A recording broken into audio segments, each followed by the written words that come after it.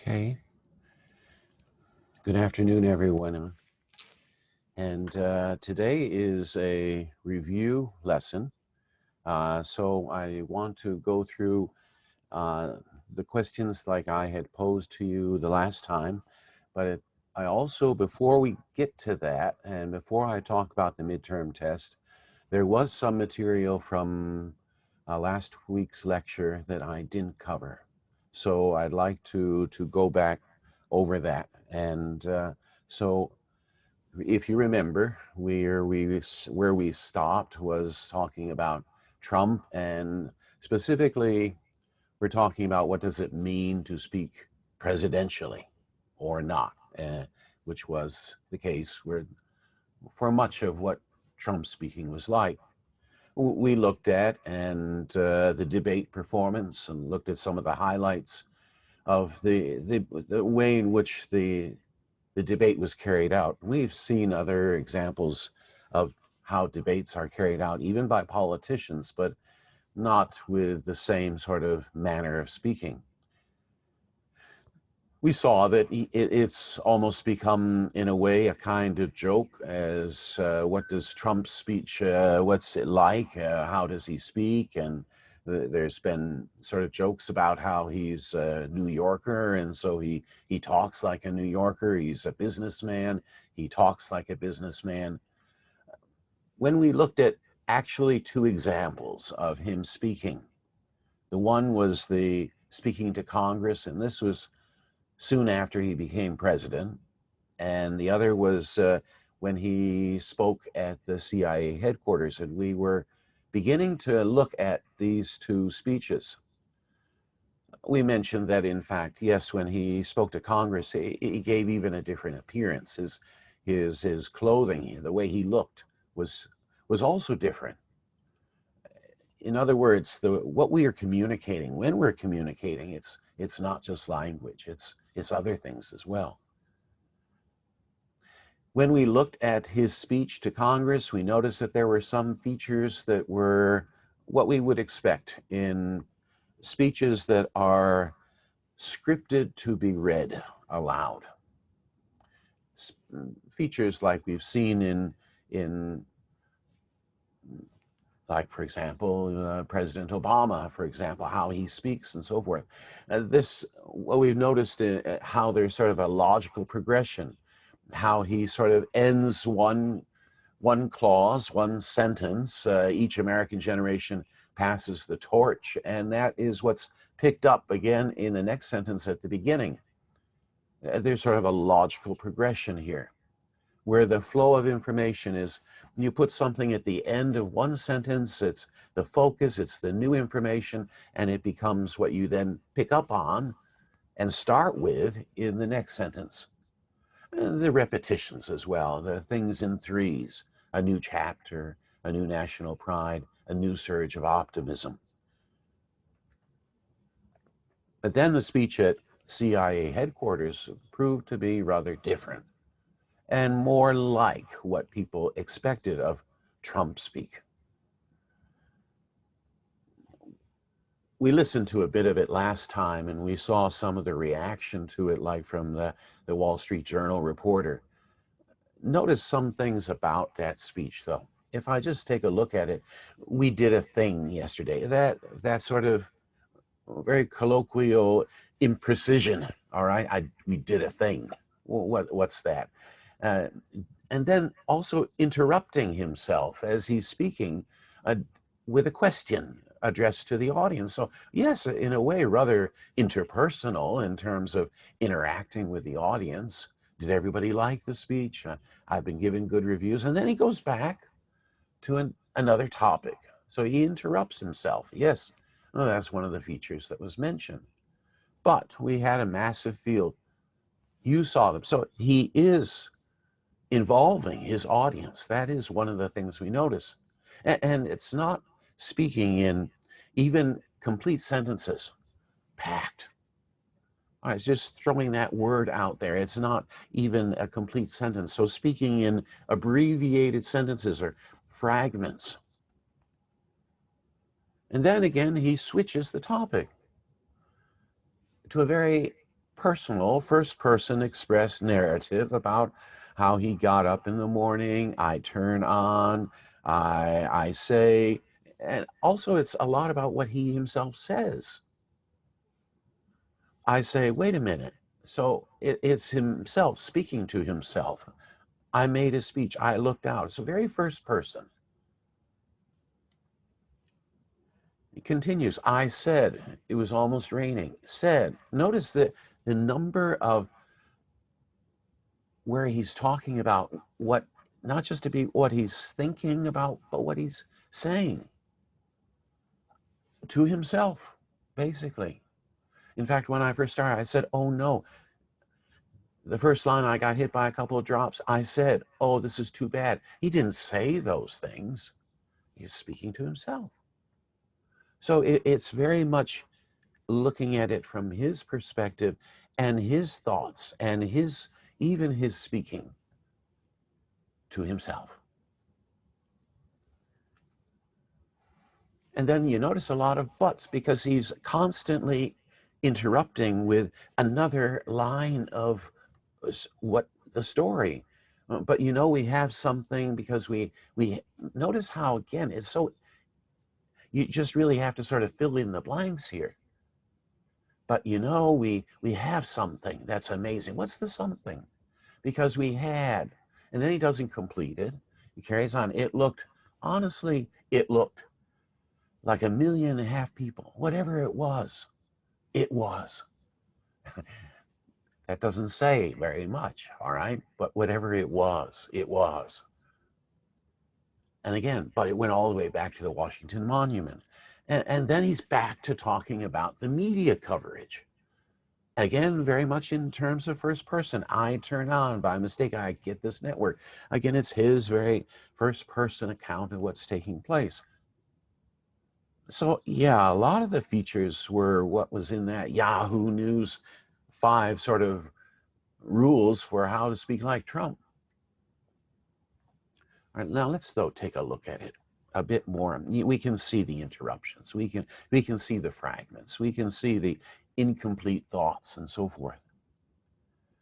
Now, if I do a word cloud, all words that occur more than 5 times. In the speech to Congress, you'll notice the we. Yes, that comes through much more. It's more not just himself, but we. It's the nation, right? But in the speech to the CIA, you notice that it's not just I, but it's also you. It's, again, very interpersonal, very much involving those with whom he's speaking.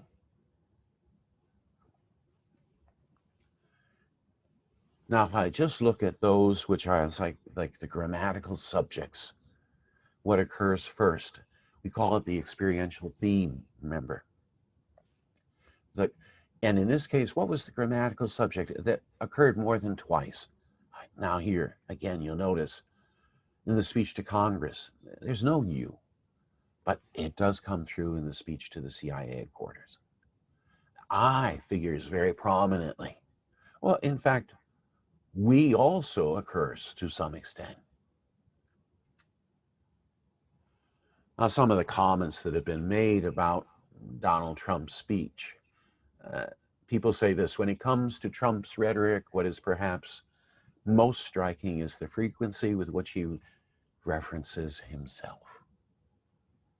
He says, I, me, or my, 850 times. This person did a study of 7 of his speeches and found the first person references were 850 times in these 7 speeches, 3.3% self-references, which this writer concludes, which is a remarkably high figure by the standards of any typical corpus. Okay, remember those numbers, all right? Because let's take a look ourselves at the speeches that we've been looking at, okay? So, for example, the Trump speech to Congress, first person singular, 2.6%. That's below the 3.3 that was just mentioned. But in the speech to the CIA headquarters, notice 14% of the speech is first person singular references. I, me, my, and so forth. First person plural, you'll notice 7% in the speech to the CIA headquarters, 5.5 in the speech to Congress. But all right, so what we just saw was a statement that said 3.3% is remarkably high figure by the standards of any typical corpus. And for Trump, yes, we noticed that in the speech to the CIA headquarters, it was extraordinarily high. I'll compare with another US president, Nixon. Now, Nixon, yes, he was the only president resigned from office. He left because of the scandal of Watergate. But you know, in fact, many people consider, even though they don't like Nixon, they consider him speaking, his way of speaking, to be very good. He's a very good speaker. Let's take a look at his, now, two speeches I'm going to take a look at for Nixon here. One is his second inaugural. All right, now that would be when you become president and you officially you're sworn in as president, and then you give this speech. This is the second time that he was elected to office. Now notice the number of first person singular references, 0.6%,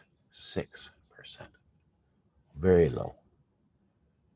And even when he gave his resignation speech, when he resigned from office, he appeared on TV, he gave a speech, and it was 3%.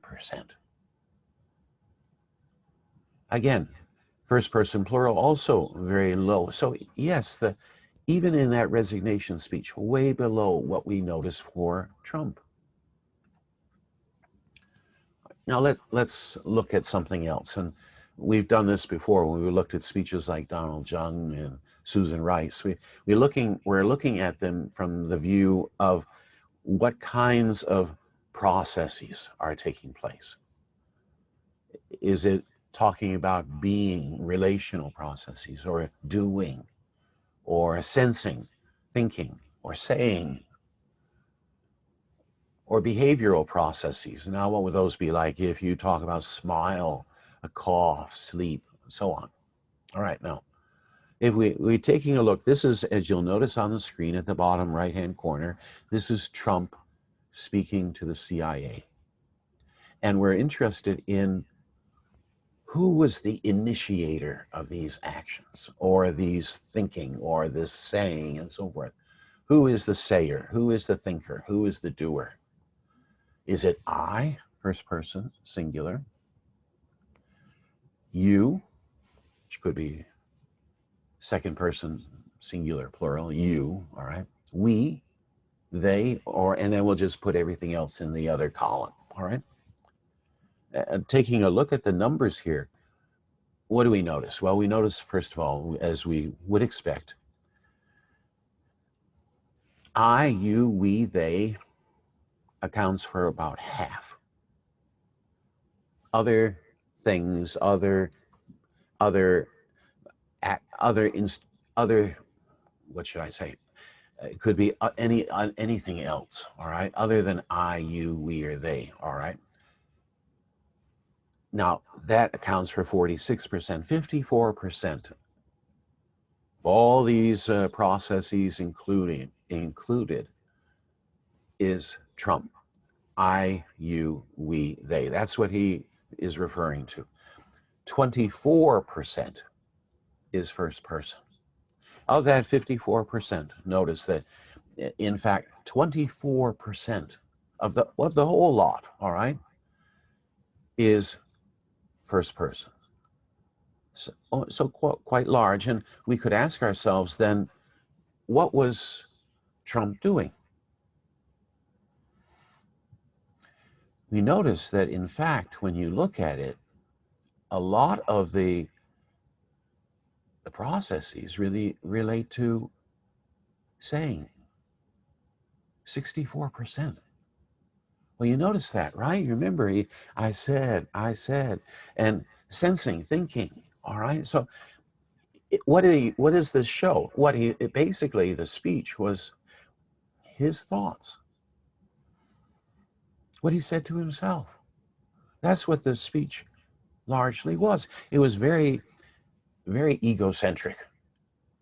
All right? It was very much about from his own way of thinking and what he would say to himself.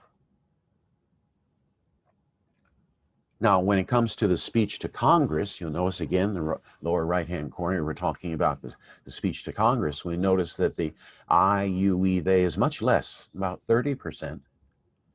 And we notice that most of the speech is about doing.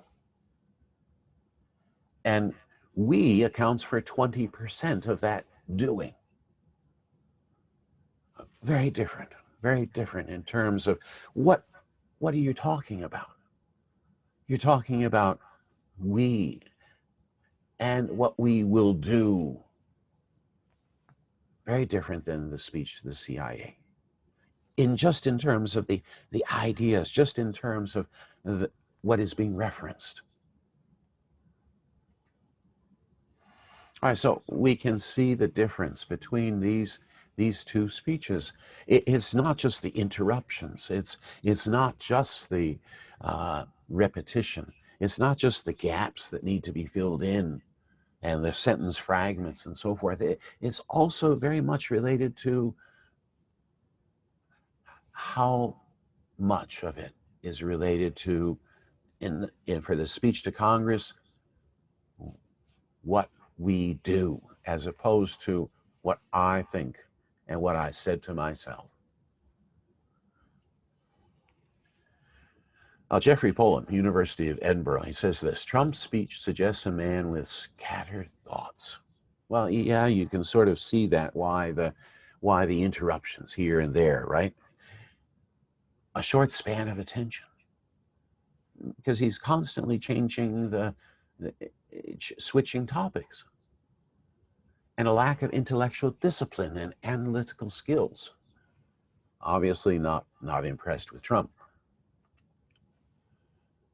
Now, commenting on what Poland was saying, Tara Golshan says this: for Poland, Trump's bursts of noun phrases, self-interruptions, sudden departures from the theme, flashes of memory, odd side remarks are the disordered language of a person with a concentration problem.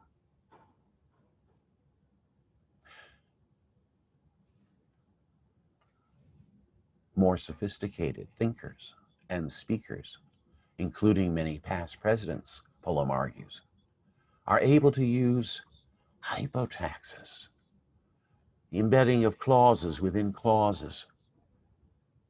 And it goes on to say and conclude this: Trump can't seem to do that.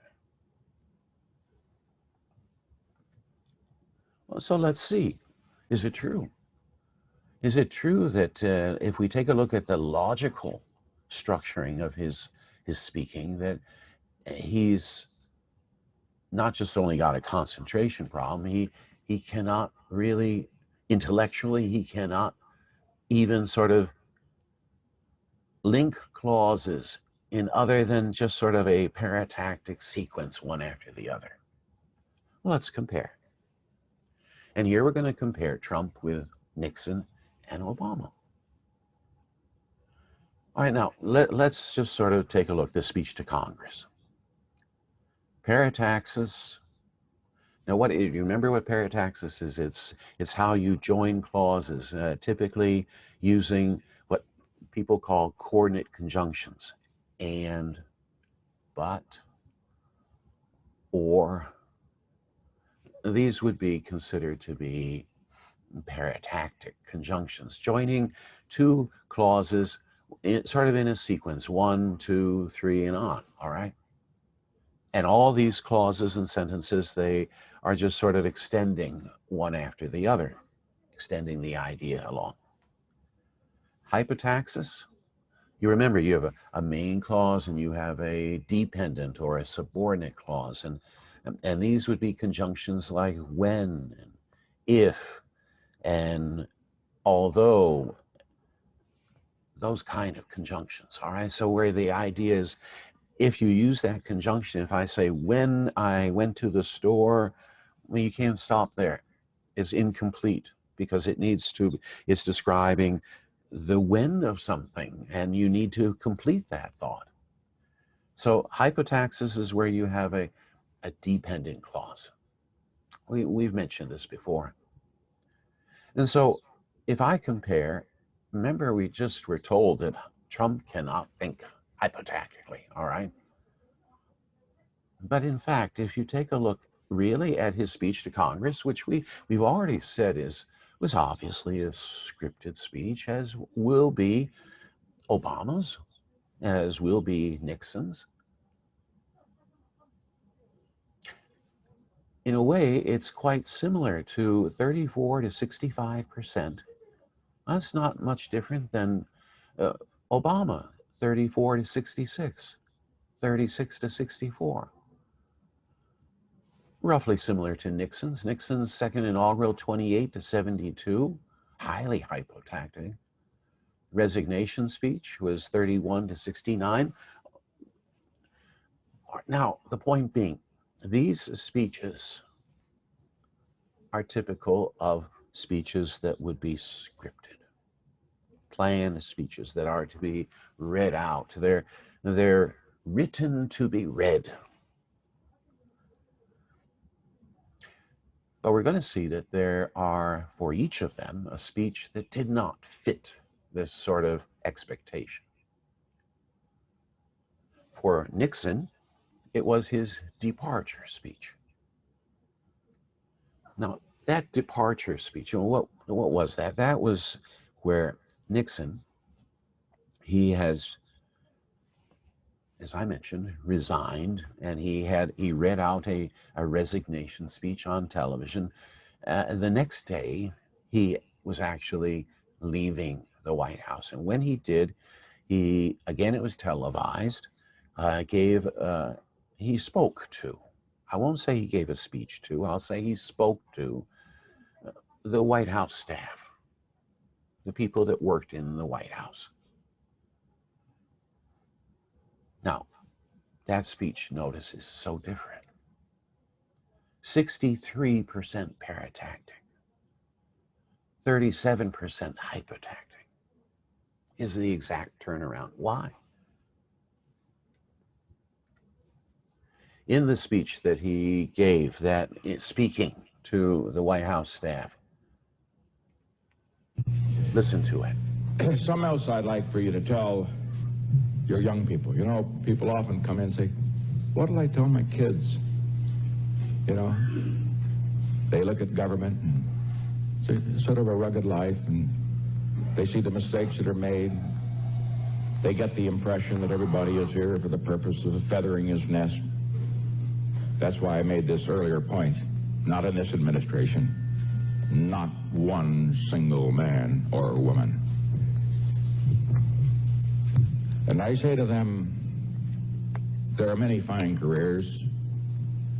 This country needs good farmers, good businessmen, good plumbers, good carpenters. I remember my old man. I think that they would have called him sort of a little man, common man. He didn't consider himself that way. You know what he was?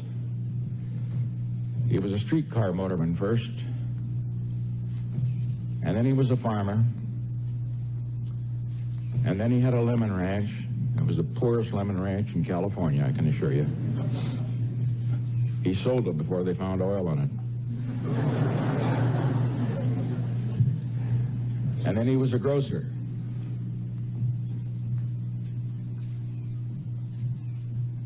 But he was a great man. Because he did his job. And every job counts, up to the hilt, regardless of what happened. Nobody will ever write a book, probably, about my mother. Well, I guess all of you would say this about your mother. My mother was a saint.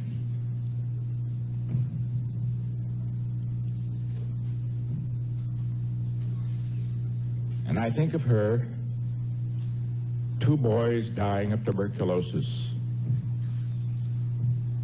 nursing 4 others in order that she could take care of my older brother for 3 years in Arizona, and seeing each of them die. And when they died, it was like one of her own.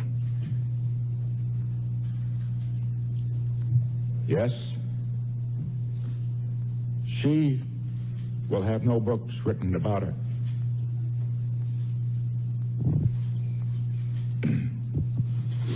But she was a saint. Now, however, we look to the future.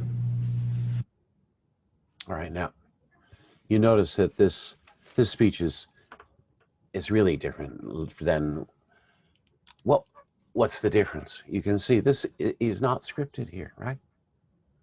He's just talking spontaneously. He's off the cuff, we could say. And you can see the difference then in the way the sort of the grammar works out, because it becomes much more paratactic. It's more and then, and then, and then. So we do notice a difference. And that difference depends on, yes, how it is being, was it scripted? Was it, and that's the point with Trump as well. Basically, the difference between his speech to the CIA headquarters and his speech to Congress is that very often he went off script. If a script were written for him, you remember the Wall Street Journal articles, reporter, after commenting about the speech to the CIA headquarters, remember he said, if only someone would write some things for him. But you see, that was the difference with Trump. He wasn't a politician. He was a businessman. And so when he became president, yeah, it could be turned on, such as in the speech to Congress. But so often he didn't turn on the politician's way of speaking. Instead, he spoke as he has always probably spoken. That way of making that connection, that conversational style, which itself won over quite a large audience, because people were impressed not with the eloquence of someone like Nixon or Obama, a politician. They wanted someone that didn't sound like a politician. It was sort of the swing of the pendulum was away from how a politician sounded. Now, after 4 years, some people really got tired of that kind of speaking, and they wanted back to what there had been before. But still, you have a large audience that responded to that. So one cannot say, well, the scripted style is better. Yes, it is the more presidential. And we can see the linguistic features that are there, which are absent. I wouldn't say it's not probably right to say they're absent. They're the same features aren't there that you find in a scripted speech like the hypotaxis. Instead, more parataxis. You see, the grammar of the spoken, unscripted, spontaneous speaking, it has a grammar of its own. All right, now, let me again compare, and I'm here looking at Obama. Now, you'll notice in the speech to the CIA headquarters, honestly, if you do actually look at the speech and actually count the occurrences of parataxis as opposed to hypotaxis, you find that it isn't that there is the absence of hypotaxis, like Trump can't speak hypotactically. No, not really. You'll notice the difference is that it's really more half-half. It was 53% parataxis, 47% hypotaxis. It wasn't it's completely paratactic, not hypotactic. No, instead of being more hypotactic, less paratactic, like a scripted speech, the speech to the CIA headquarters was more half-half. And you'll notice something else. Look at Obama's first inaugural speech, 48 to 52. Again, almost half-half.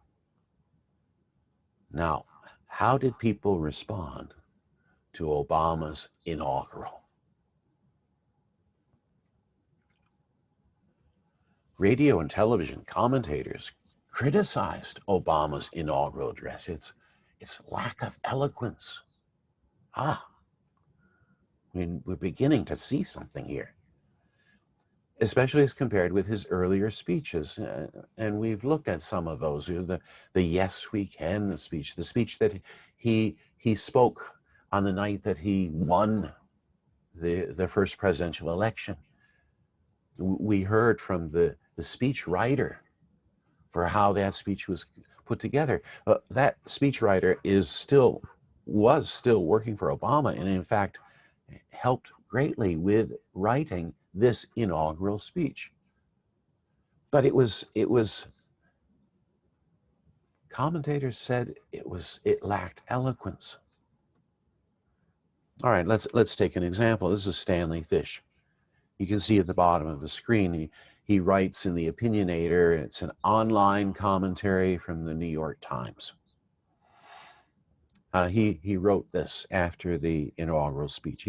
He described Obama's inaugural address as surely more paratactic than hypotactic. I don't think you realized maybe before how important that is. The logical connections between ideas, surely more paratactic than hypotactic. In fact, it was more like half-half, but let's go on. Incantatory rather than progressive. It wasn't, the cadences asked for assent to each proposition rather than to developing an argument. The complaint here is hypotaxis is sort of a progression, a development. One idea sort of elaborating, building on another. And that sort of progression, that sort of development is more hypotactic, leading up to a main idea. And the complaint here is that it was incantatory. It was like repetitive. It was like repeating the same incantation, like some pronouncement, and then followed up by another pronouncement, then followed up by another pronouncement. That's why paratactic. The power is in discrete moments rather than in a thesis proved by the marshalling of evidence. Discrete moments. Stanley Fish compares it like this. He says it, listening to Obama's speech was like you went to an art museum. And you go in an art museum and you stand and you look at a painting and you admire the painting and you look at it, and then you walk on further and you look at the next painting and you look at it and you think about it and you comment on it, and then you go on to the next painting and do the same thing. These are the discrete moments. And that's what he's saying the speech was.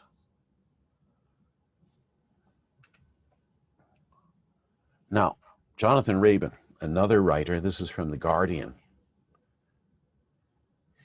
he talks about the faux antique dialect of past inaugurals. Now, this is interesting. When Obama asked his speechwriters, John Favreau, you heard him, to go and write his inaugural, there was a whole team of speechwriters. And this team of speechwriters went and looked at all these past inaugurals, the speeches given by presidents past, and each one, what was their inaugural, and looked for those inaugural speeches and to try to sort of take out features from those past presidents and bring them together and weave them into this speech. That's why faux antique. It sounds like past presidents. Now, in some ways, that will be its undoing. All right? Continue, though. Obama announced to the world that the Bush era had ended. America, after a long, unhappy detour in the wilderness, was returning to its better history. Well, now let's take a look. Okay, now what you see at the top of your screen, let me sort of explain it a bit. I've sort of mapped out the speech. The numbers correspond to paragraphs, not to clauses, all right? And so there are 70 paragraphs in the whole inaugural. Now you'll notice that at the top, it looks like we have paragraphs 6 through 9, 10 through 18, 19 through 26, 27 through 37, 38 through 52, and on. And you'll notice the way it is drawn, it's like they're all all extended, and this obviously paratactic. It was a sequence of these paragraphs. These were the discrete moments in the speech. The interesting part is that each of these sort of clusters of paragraphs, each identified sort of as a block, 6 through 9, 10 through 18, and on, each had their own sort of pattern, their own texture. So let me illustrate this for you. 38 through 52, paragraphs 38 through paragraph 52. Now, repeatedly throughout these paragraphs, Obama explicitly addresses other than the American people, other people. He switches between two patterns of address. To so-and-so, know this. Or for or to so-and-so, we say, we seek, we pledge. Now, those two sort of patterns of address, to so-and-so, know this, you can see repeated here in paragraph 38, to all the other peoples and governments, no. Paragraph 44, for those who seek to advance their aims by inducing terror and slaughtering innocents, we say to you now. And continues, to the Muslim world we seek. To the Muslim world, to those leaders around the we globe. seek a new way forward, based on mutual interest and mutual respect. To those leaders around the globe who seek to sow conflict or blame their society's ills on the West, know that your people will judge you on what you can build, not what you destroy. To those who cling to power through corruption and deceit and the silencing of dissent, know that you are on the wrong side of history, but that we will extend a hand if you are willing to unclench your fist. To the people of poor nations, we pledge to work alongside you to make your farms flourish and let clean waters flow, to nourish starved bodies and feed hungry minds. And to those nations like ours that enjoy relative plenty, we say we can no longer afford indifference to the suffering outside our borders, nor can we consume the world's resources without regard to effect. For the world has changed, and we must change with it. All right, so now you notice in that particular section, that 38 through 52, there is this repetition of this particular pattern. Now, interestingly, where did it come from? It came from a speech by John F. Kennedy in his inaugural. So you notice the same pattern. Remember what we said. John Favreau and the other speechwriters, they looked at all past inaugurals and take out some features. So what they've done is In one block, you have this one feature. So, Kennedy, to those old allies, we pledge. To those new states, we pledge. Listen. To those old allies whose cultural and spiritual origins we share, we pledge the loyalty of faithful friends. To those new states whom we welcome to the ranks of the free, we pledge our word.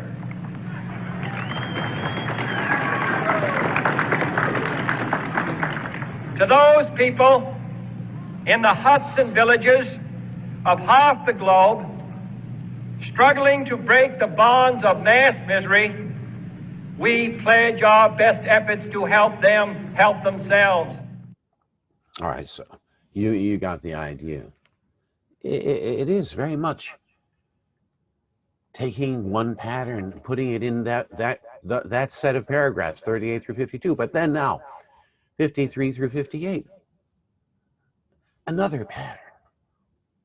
So now, if we think of it, this repetition, this patterning, is sort of a kind of cohesiveness. There's a kind of texture. But you'll notice that's what made the speech to seem to be like, here's one, here's the next, and here's the next. And so then in 53 through 58, again, he uses these cleft sentences or predicated themes. It is precisely the spirit that. It is ultimately the faith, determination of the American people upon which this nation relies. Continues. And yet, at this moment, a moment that will define a generation, it is precisely this spirit that must inhabit us all. For as much as government can do and must do, it is ultimately the faith and determination of the American people upon which this nation relies. It is the kindness to take in a stranger when the levees break, the selflessness of workers who would rather cut their hours than see a friend lose their job, which sees us through our darkest hours. It is the firefighter's courage to storm a stairway filled with smoke, but also a parent's willingness to nurture a child that finally decides our fate. All right, so again, that pattern. And then the next one. Again, paragraphs 59 through 64. And again, you'll notice now it's not to cleft sentences. It's not to so-and-so we say this. It's this is, this is, this is. This is the price and the promise of citizenship. This is the source of our confidence, the knowledge that God calls on us to shape an uncertain destiny. This is the meaning of our liberty and our creed, why men and women and children of every race and every faith can join in celebration across this magnificent mall, and why a man whose father less than 60 years ago might not have been served at a local restaurant can now stand before you to take a most sacred oath.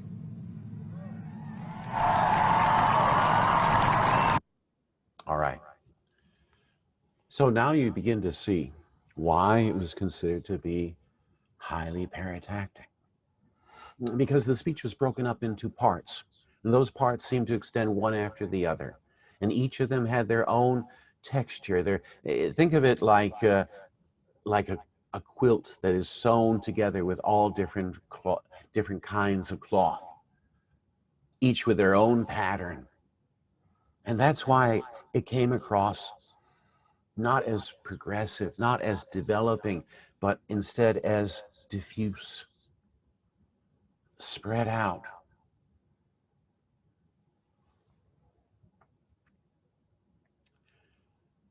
When we look at, and I'll come back to this, and we'll come back and we'll probably, let me see the time. It's about 12:45. We may take our break at this point. But before I do, let me just say, I hope that what we've been looking at is, when you look at the speech of Trump, it's not so much that it's so really easy to say, well, he can't put together sentences. No, it's not really the case. He chooses to sometimes speak scripted, And how that speech is scripted will also very much influence how people respond. When Nixon gave his departure speech, he's speaking spontaneously, unscripted, and then we see so many of the similarities because he's just talking off the top of his head. His associations, his father did this, his father did this, and then his father did that, and then his father, and then he thinks of his mother, and then he thinks of his mother's situation. So it's all just connecting the thoughts. That leads to a more paratactic way of speaking. And we do that when we speak spontaneously. And in some occasions, that kind of talking is what we would expect. It's what works. But in other contexts, it doesn't seem to fit. So that when we look at the speeches by Obama, we see this one criticized. Why is it criticized? Because the way it was constructed, it didn't seem like the text had a beginning and an end that you were working toward. It seemed to have just stages, one after the other. That is itself, in terms of its architecture, very paratactic. The logical sequences matter. Now, you'll notice that we have also said about Trump's speech that he uses the first person so much. I, me, my.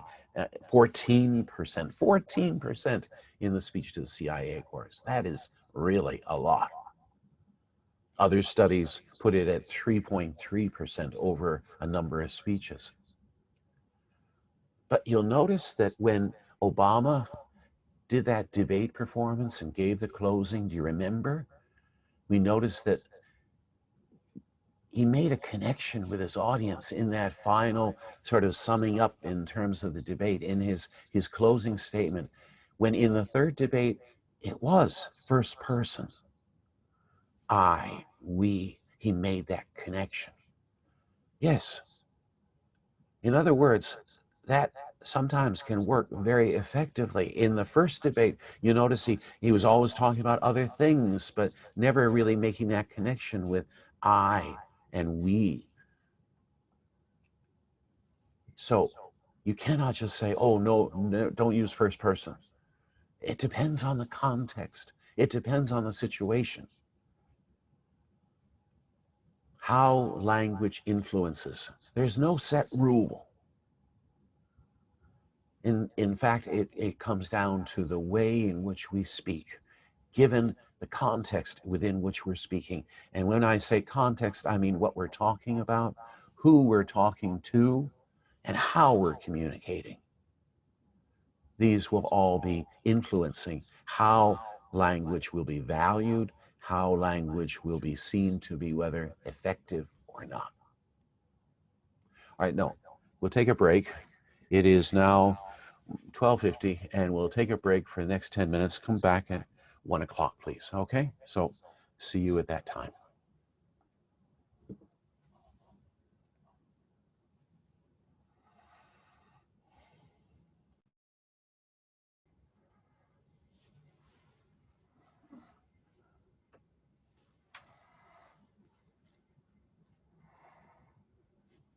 Welcome back. And now let's turn the topic to the midterm. And let me go through and discuss this with you. Remember, it counts 20% of your grade, so it is important. So let's go through a few of the details. All right. This will be on the next week. It'll be week 8. So this will be the 9th of March, and it will be conducted online via Canvas. The questions will be uploaded at noon, maybe a little bit before that. You must submit your essay by 3 p.m. All right, so you have the 3 hours to work on it. I will not be lecturing next week.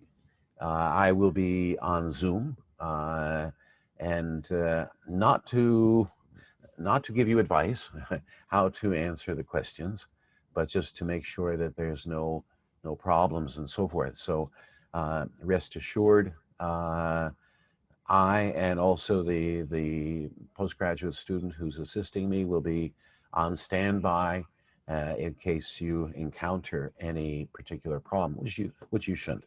I expect it should be working fine. Excuse me. You will get 3 questions. Again, this follows previous midterms that I have given for this course. You will choose one of the 3 questions to answer. Don't choose 2, don't choose 3, choose 1 and do it really well.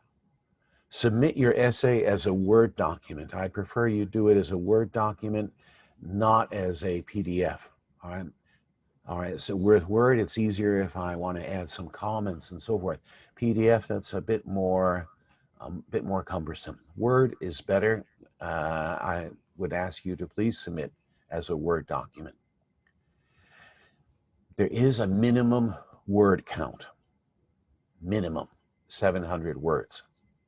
Of course, you may exceed 700 words, but points will be deducted if it is less than 700. All right, so don't just answer with just a short few lines and think that's done. I want you to elaborate enough on the topic in terms of talking about it.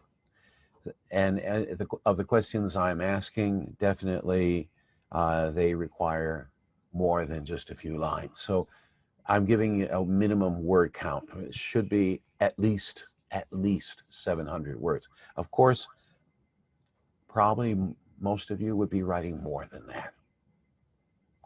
It is open book. You can cite your sources using you must. All right, let me get the modality right here.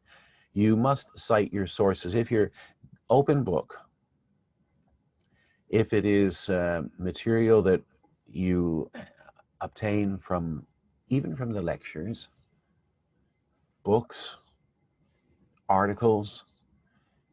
I mean, when you are doing the test, even you can go online, you can Google the topic and so forth, and you can be including that material in what you're writing. But you must cite your sources. Don't plagiarize. Don't just find something on the internet and then copy and paste it into your answer.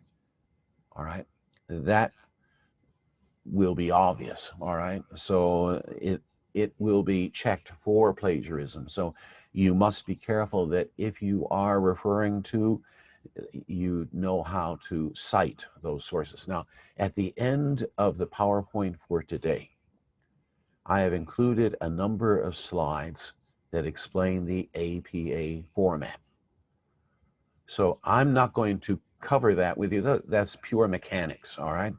But it's in on this PowerPoint, and please refer to the PDF of the PowerPoint for this week's lecture. Now, if you downloaded I changed it today, I added that today, so that if you did download the PDF file previously, you won't see that. But I added it today. At first, I was assuming most of you would probably know the APA format, but then I wanted to make sure. And so there are some instructions there about APA format in terms of how to cite sources. Again, those slides are at the end of today's lesson, and they are in what I have uploaded to Canvas for week 7. Okay, so please check that out if you have any questions. No group work, individual effort only.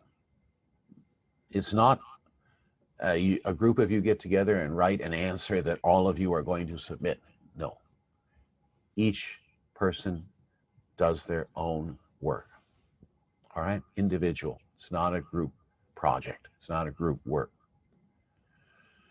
All right, I think I've covered more or less the basics of the sort of the protocol, so to speak, how it will be conducted and the expectations, and I hope that those points will all be clear.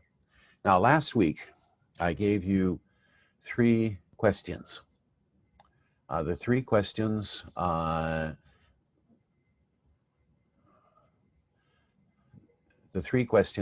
are, as you can see here, all right, they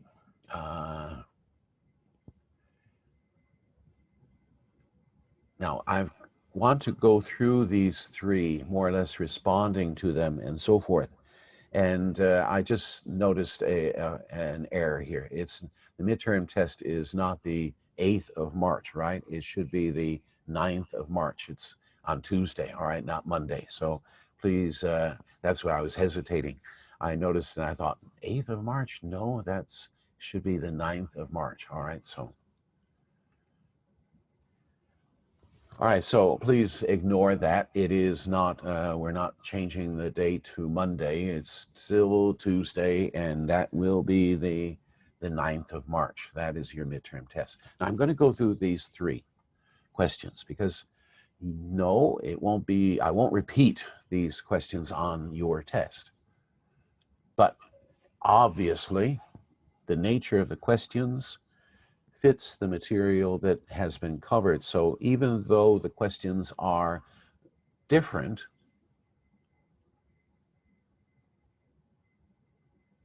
it is going to be useful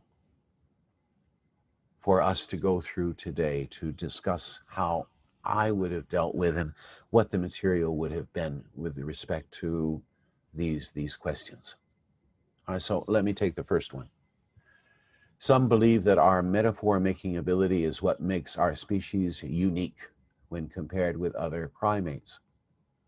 Both the noted psychiatrist Russell Mears and the linguist M.A.K. Halliday have identified several stages in human development leading up to our ability to metaphorize. Why is this ability to metaphorize considered a defining characteristic for our own humanness? Compare Mears and Halliday's approach to explaining our metaphor-making potential, show how their approaches to metaphorization are different, and how their approaches are similar. Obviously, metaphor is a very significant,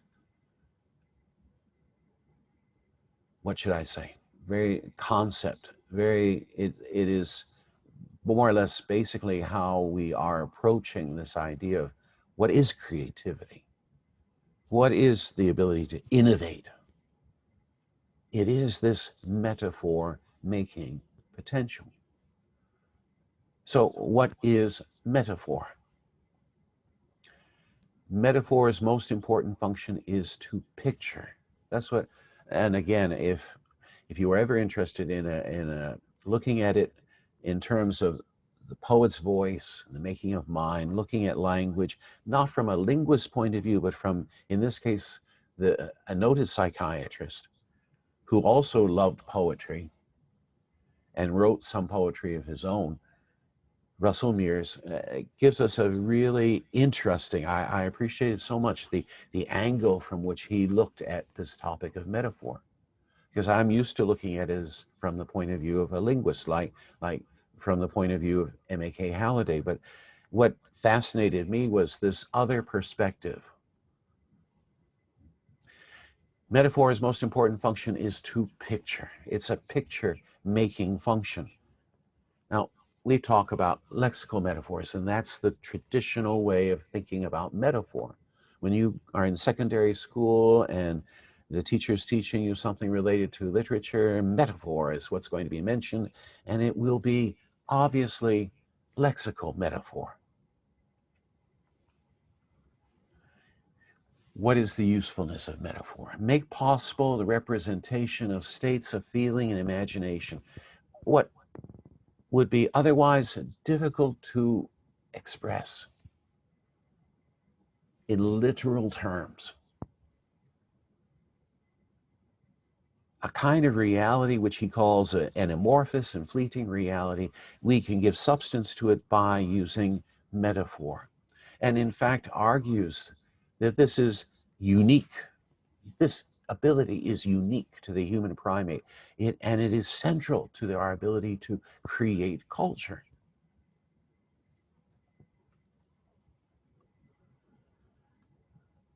This remember this phrase: a metaphoric cinematic screen on which is portrayed a partially glimpsed personal reality.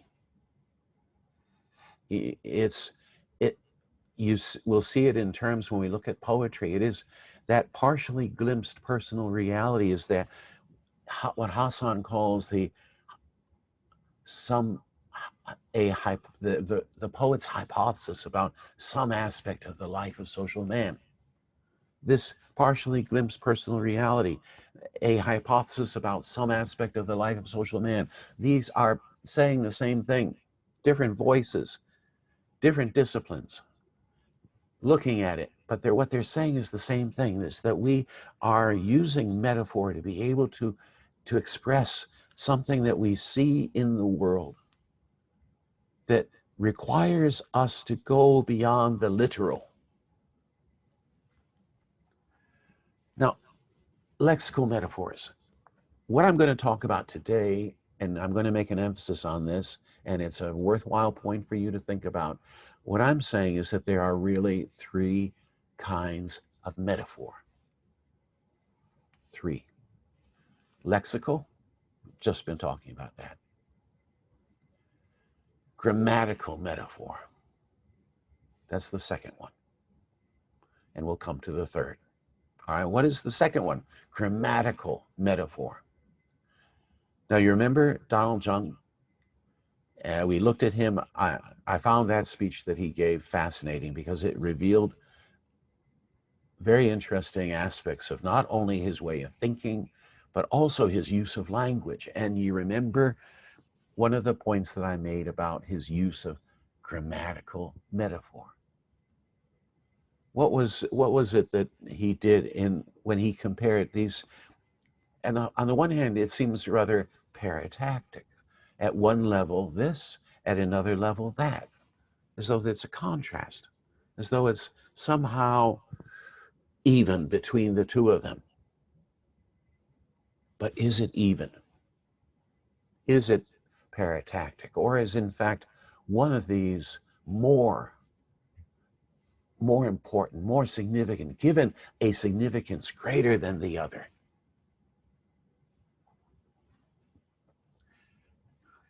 The one, at one level, you can read that. Now that is already diminished in two ways. The can, possible.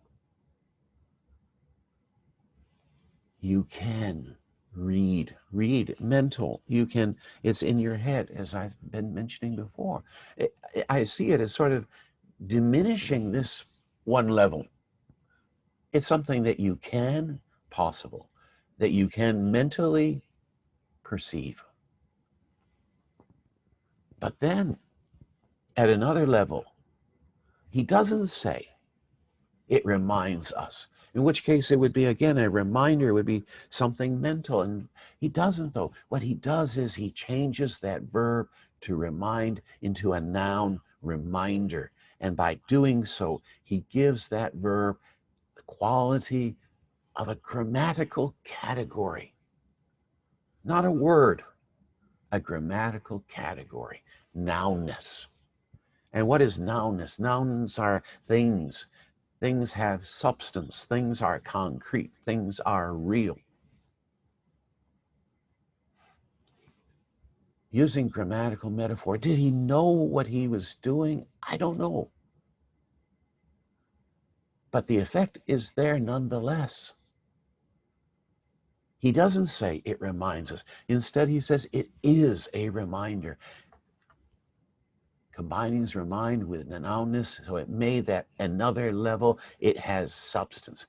It is not diminished. It isn't not just mental. It isn't just possible. It exists. So what is grammatical metaphor? Can you explain what is grammatical metaphor? A relation, it begins by saying that there is sort of now these terms we have been using a lot. The default, the literal, the congruent. All of these terms are basically synonymous, all right? Default, literal, congruent, straightforward. That is what we see when we say that things are nouns, qualities are adjectives, processes are verbs. We're describing a relation of congruence, which is the default. It is the automatic. If you see something, how are you going to talk about it? The automatic is a noun, right? You have a connection between meaning and wording. You have sort of like two layers, and meaning is overarching here, and it is more or less, you might even say, controlling the grammar, in the sense that things will be represented as nouns and processes will be represented as verbs. But then the interesting thing about metaphor is that it I won't say it breaks that connection, it decouples it and recouples it differently. What is it doing? It's taking the automatic and it is de-automatizing. Now that word is, I'm wanting you to realize that that word de-automatization, that is what's happening here with grammatical metaphor. Do you get it? To de-automatize, to take what's the default, what is the automatic, to de-link from that and to turn processes not as verbs but as nouns. So this ability to de-automatize, what we're calling grammatical metaphor, is something that we see as the basis of innovation in science.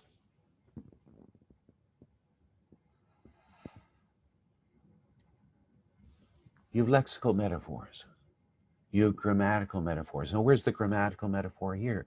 On the one hand, the scientist who wrote this wrote about solvent drawing through the membrane, diluting it. Verbs, draw through, diluting. They were all describing what was happening. But then all of it is repackaged into a something, changing the verb into now movement of the solvent across the membrane. And what was the reason? Why this change? Why bother to change verbs into nouns? Well, in the case of Donald Jung, there was a pretty good, I'd say, argument for the fact that it made that particular, what he was talking about, gave it a particular substance. It gave it a particular concreteness. It gave it a particular weight, that there was no longer the other of these two options. One was favored over the other. For scientists, it is a question of trying to sort of fix things, whereas processes, verbs are dynamic, and it's changeable. It's not fixed. But for a scientist, what do you want to do? You want to take something that you observe and then be able to freeze it. And you wanted to fix it so that you can then measure it, describe it, talk about it, make the world stand still, create new virtual realities. And so grammatical metaphor becomes the means to innovate in language, now not at the level of words, but at the level of structure, grammar. This is a major step.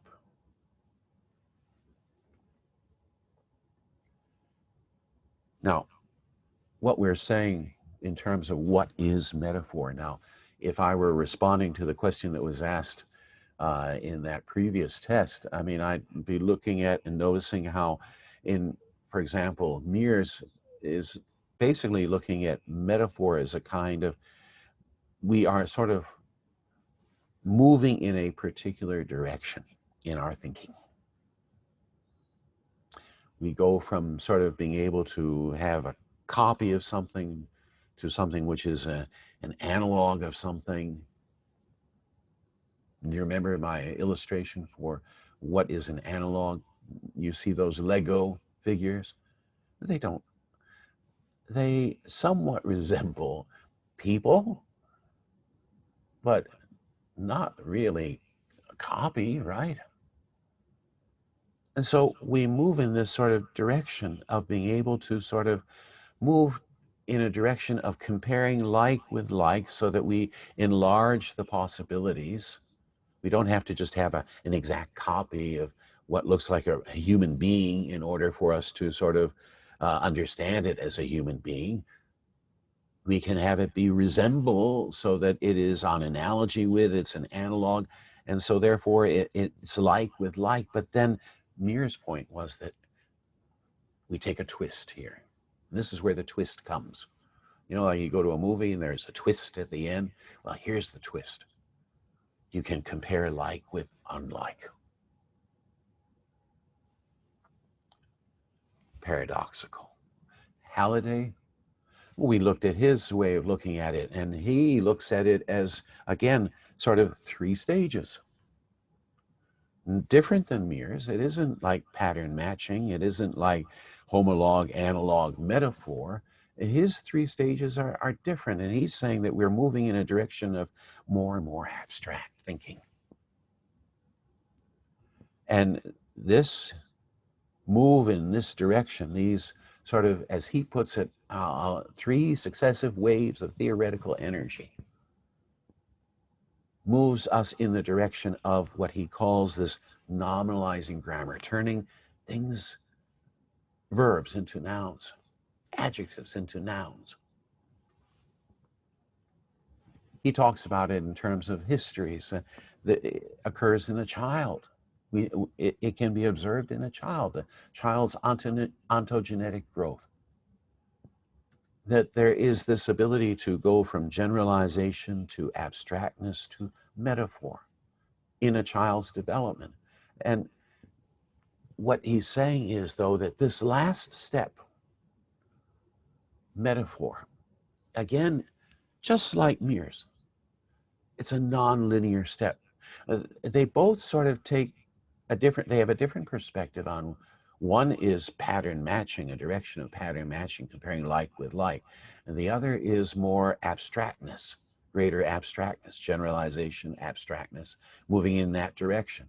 But then both of them are saying that what is metaphor? Metaphor is that side step. It's that adjacent step, the alternative. And what's the alternative? The alternative is metaphor. Now, what is this? I remember very well, I was giving lectures in China, and I had this conversation after one of my lectures with one of the Chinese scholars there, at one of the universities there. And his point was, and I'll go back to this slide. He said, well, nominalization, isn't that really just more abstractness? Isn't it really just all the same direction? Why is metaphor, why is nominalizing a kind of sidestep, a nonlinear step? I had a question about that too. I was trying to understand, why did Halliday see it as sort of paradoxical? Why did he see it as sort of, in a way, a non-linear step, in a different, taking us in a different direction? I've been working with Professor David, but we both have had conversations with Professor Halliday, and one of the questions that we had discussed with Professor Halliday before he passed away was this question. And the point that is made, David Butt sums it up like this. He says, abstraction needs to be distinguished from mere abstractness. Now, I know that sounds confusing. Abstraction needs to be distinguished from mere abstractness. In what sense? as you can see on the left side of your screen, that's explaining Halliday's idea. And in a way, trying to explain what that sidestep is and what David Butt is saying. How do we distinguish, as he puts it, abstraction distinguished from abstractness? The point being this: where is our abstracting leading us? On the one with mirrors, you are comparing like with like. Where is your pattern matching leading you? Well, leading you then later to compare like with unlike. But in the case of Halliday's idea, abstracting leads to the more concrete. Wow, this was, when I realized that, wow, the lights really went on. The more abstract we are thinking, the more concrete our world becomes. Do you get it? You're turning everything into nouns. You're turning everything into things, processes into things. You're creating a world in which everything basically stands still. You've moved it away from the abstract into the concrete. That's why when you looked at Donald Chung, he turned to, when he used the grammatical metaphor to remind instead of reminder, he made it into something more concrete. And that concreteness is more or less paradoxically, would seem to be different than the abstraction. Paradoxically, the more abstract the theorizing, the more concrete the world becomes. It's the paradoxical. All right, come back. Look at this next question. How are we doing on time? 1:30, good, let's keep going. Looking back over the history of scientific discourse, M.A.K. Halliday found that by the end of the 18th century, the practice of nominalizing, can I just pause for a moment? I see a question on chat. Let me look at that and see what was the question. Thank you for the question. Can I say the changes of form or grammar in the text is deautomatization? Yes, that's the idea, the grammatical metaphor. Why is it deautomatization? Because the automatic is that a process will be a verb, things will be nouns. That's the automatic. So when you change the verb into a noun, you are deautomatizing. You're doing something that isn't the expected, isn't sort of the default way of construing the world. That's why we would take grammatical metaphor, yes, as a kind of deautomatization. We're going to see deautomatization is a somewhat broader concept. Okay, let me continue with this. Looking back over the history of scientific discourse, M.A.K. Halliday found that by the end of the 18th century, the practice of nominalizing the experiential context, using the verbal group to signal the logical relationship between happenings, turned into some things. All of this has emerged as the most highly valued model for scientific writing. What does that mean? It means that when you write for science, when you write for academic discourse, I have a course in which I have taught students how to write for the university. In the university, how should they write? And one of the features that I teach them is this nominalizing, the importance of it. Now, it is something that yes, can be overdone, but the point is that this is something which you have to sort of be able to produce, to sound like an academic. We've just been looking at Trump and we say he doesn't sound presidential.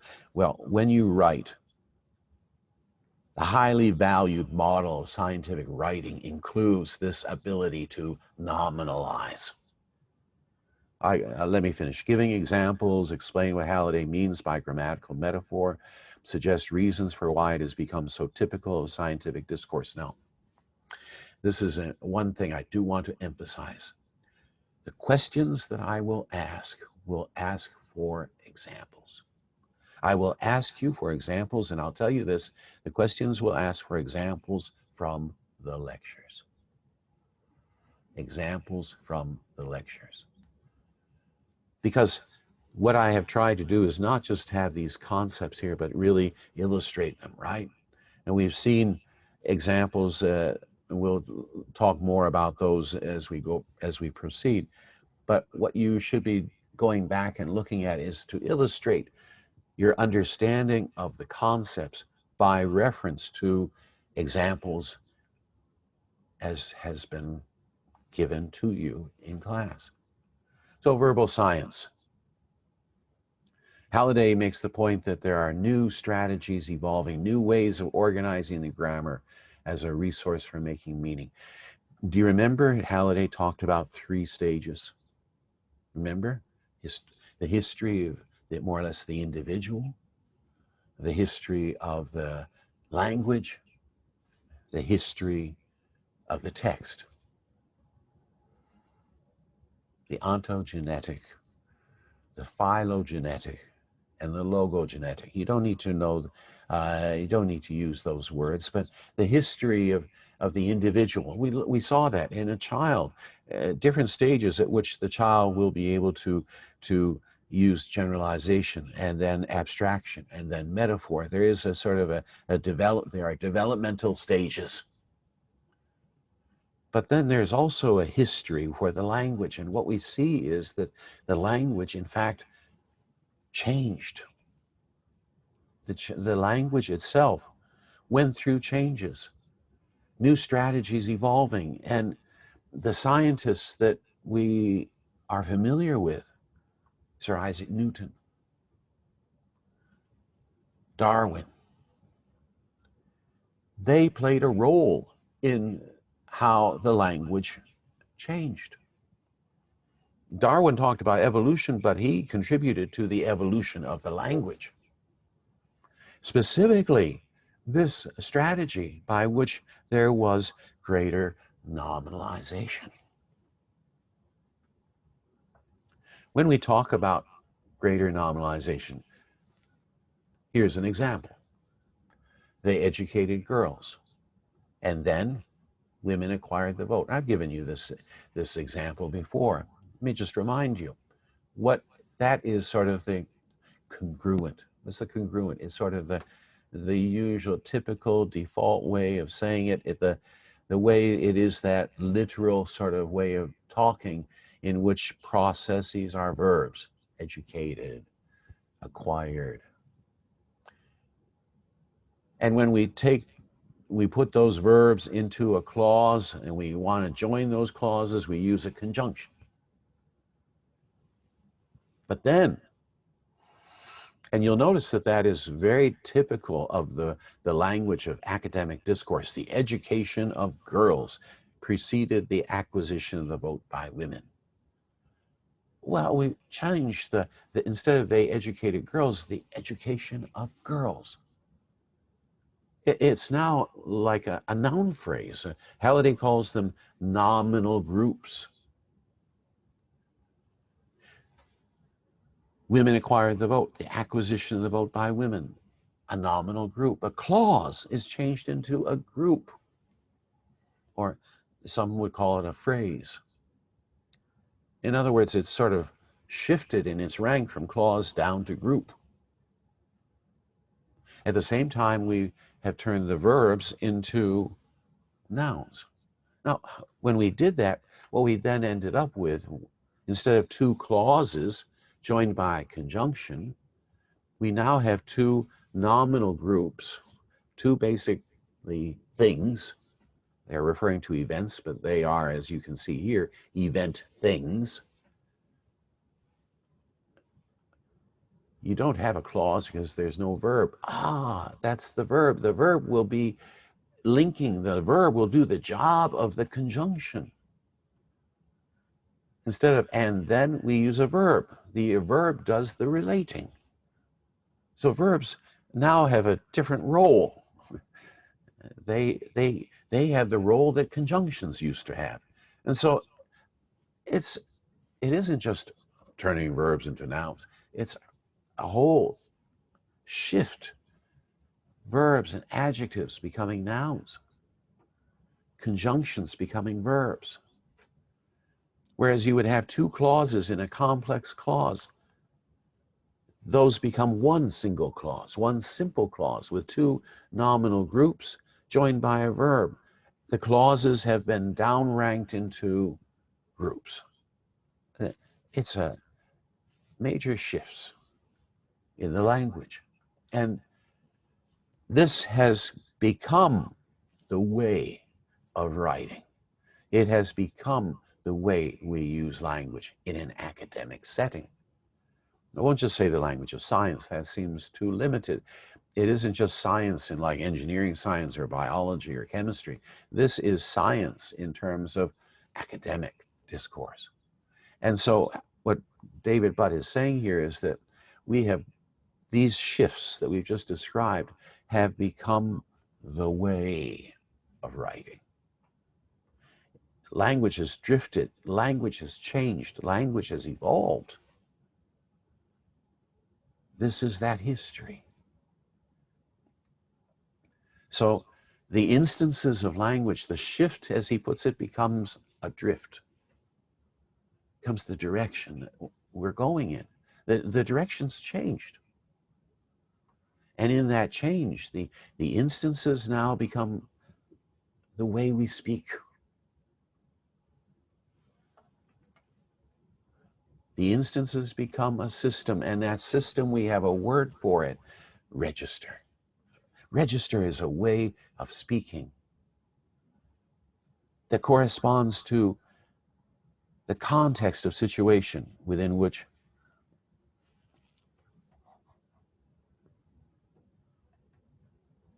shoot. Oh, I wish you guys had told me sooner. The screen is blank. Is it? So the screen has not been changed. Oh, very sorry for that. Have you been able to follow what I've been talking about? Now do you see, now you can see the screen, right? You can see,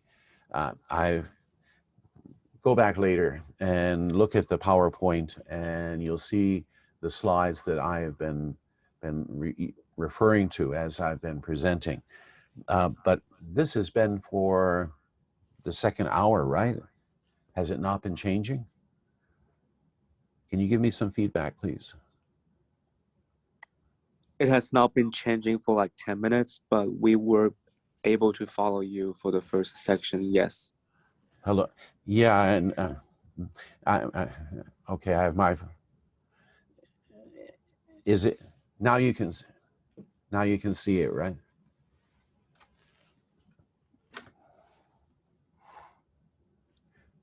Okay, are we okay? Is it, can I go on? Can I get some feedback from you guys?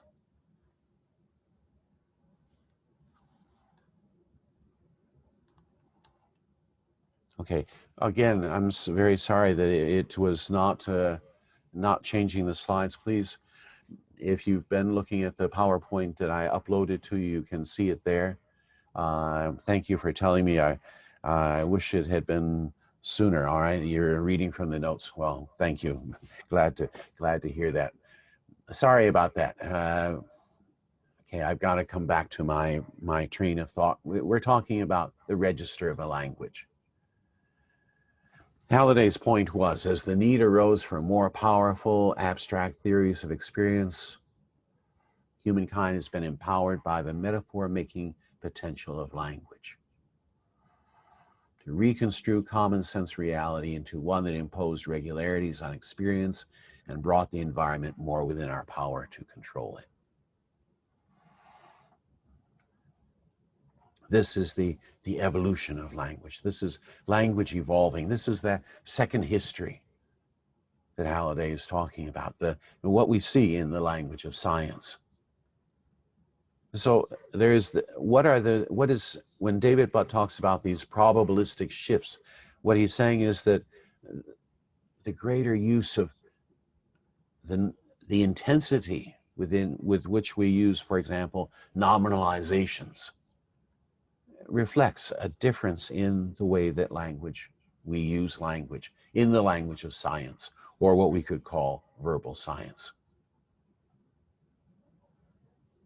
Now we're going to go on to look at, I've so far been talking to you about that we have lexical metaphors, we have grammatical metaphor. Now what I want to talk to you about is that there is, I would call it a third kind of metaphor. It is also a kind of metaphor that is created through de-automatization. It is what we will be looking at in the sense of verbal art, in the sense of literature. David Butt puts it this way: the intervention of the writer in mobilizing the habitual patterns of grammatical choice into a non-habitual consistency. And let me do this with respect to the third question. Okay. Ruqayyah Hasan believes that verbal art has a deeper meaning. This deeper meaning represents a hypothesis about some aspect of the life of social man. She explains how this deeper meaning is conveyed through a process which she calls symbolic articulation. Using an example of verbal art discussed in class, whether a poem or a drama, explain how the poet or the dramatist uses symbolic articulation to convey their hypothesis about some aspect of the life of social man.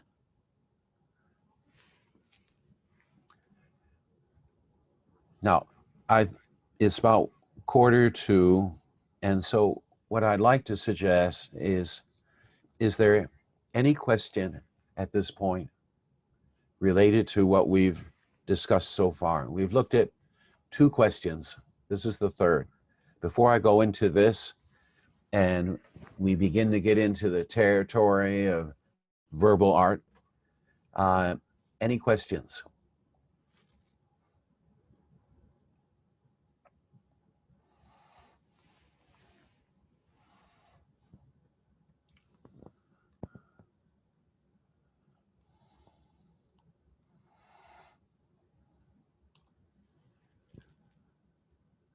So if not, I will, let's proceed.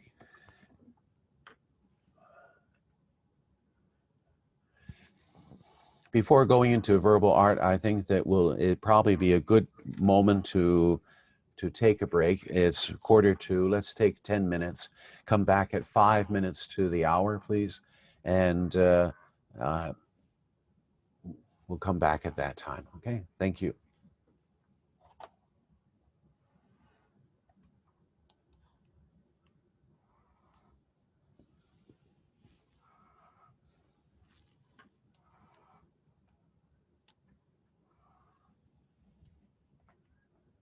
Okay, let's continue. And we've been looking at that, if you'll remember the question that we were just looking at, and we basically are talking about Hassan's view about what is symbolic articulation and what is the essence of verbal art. I really want you to be thinking about it from this standpoint. By thinking grammatically, how much can one learn about how a text comes to mean what it does? By thinking grammatically, what does that mean? Remember, Halliday says that a language is more than a semiotic system. It is a system that makes meaning, and what contributes to the meanings that we see in language is this ability to think grammatically, taking meaning and looking at how it is realized through the wording. And we've looked at various aspects of how meaning is realized. For example, how we construe the world through the kinds of processes, who initiates, who is affected. We looked at that in the context of, again, going back to that comparison with Donald Jung and Susan Rice.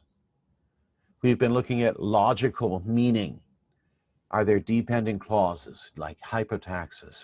How are the clauses combined, paratactically, hypotactically? And so far, we've been seeing that there have been a number of examples which have illustrated how logical meaning, the use of parataxis, hypotaxis, can have a great influence in terms of how people respond. Interpersonal.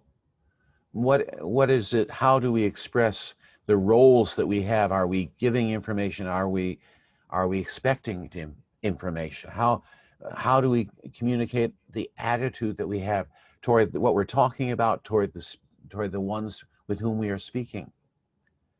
And how is the whole discourse put together? How is this meaning materialized within the text? The point that Mears says, he says it's not just about the words, it's also about the wordings. This so important. When he says wordings, what is he talking about? Grammar. Grammar in the sense that we are talking about it here under the heading of wording. What kinds of processes are taking place? Who initiates? Dependent clauses, parataxis, hypotaxis, the role of modality, the use of modal auxiliaries, the use of how we communicate, whether it's a question or a statement, how the message is organized, the use of what Halliday calls theme, how we begin each clause. All these are all part of what we would call the grammar, the wording. You remember, make that point, Halliday, when he's talking about Alfred Lord Tennyson's In Memoriam, he quotes, as he put it, a little paper by Walker Gibson written in 1958, in which he remarks, I submit then that Tennyson's poetic imagination can sometimes be examined in terms of his grammar. So what does it mean to say that we're interested in the grammar? How is the grammar important to us in looking at, well, so far we've been looking at grammar when it came to just now what we've been talking about, the difference between Trump's speaking and what it means to speak presidentially. You notice how hypotaxis, parataxis veered into that discussion. When we talk about the language of sciences, turning verbs into nouns, this nominalized grammar, this is all looking at it from the standpoint of the language. Now, come back to this point of the looking at verbal art. What Rukai Hassan was saying was that when you read a poem, when you see a drama, when you read fiction or whatever you read, there is one layer, there is the literal. There is that what we almost flat level what the language is about, the surface level. And that is this meaning, semantics, the lexicogrammar, the phonology, how it's spoken. That is what we would look at in terms of the language. It is the act of speaking. But what then turns that act of speaking or that act of writing into something which is metaphorical? And Hassan, you remember, calls it symbolic articulation, articulating a symbol. And what is the symbol? The symbol is the metaphor. How does the text articulate a metaphor? And this is then the third metaphor. We've looked at lexical, grammatical. Now the third, let's call it the textual metaphor, the extended metaphor. How is this achieved? How is this symbolic meaning, this metaphorical meaning achieved and articulated? through mobilizing the habitual patterns of grammatical choice into a non-habitual consistency, creating a pattern. What kind of pattern? A pattern of choices, of grammatical choice.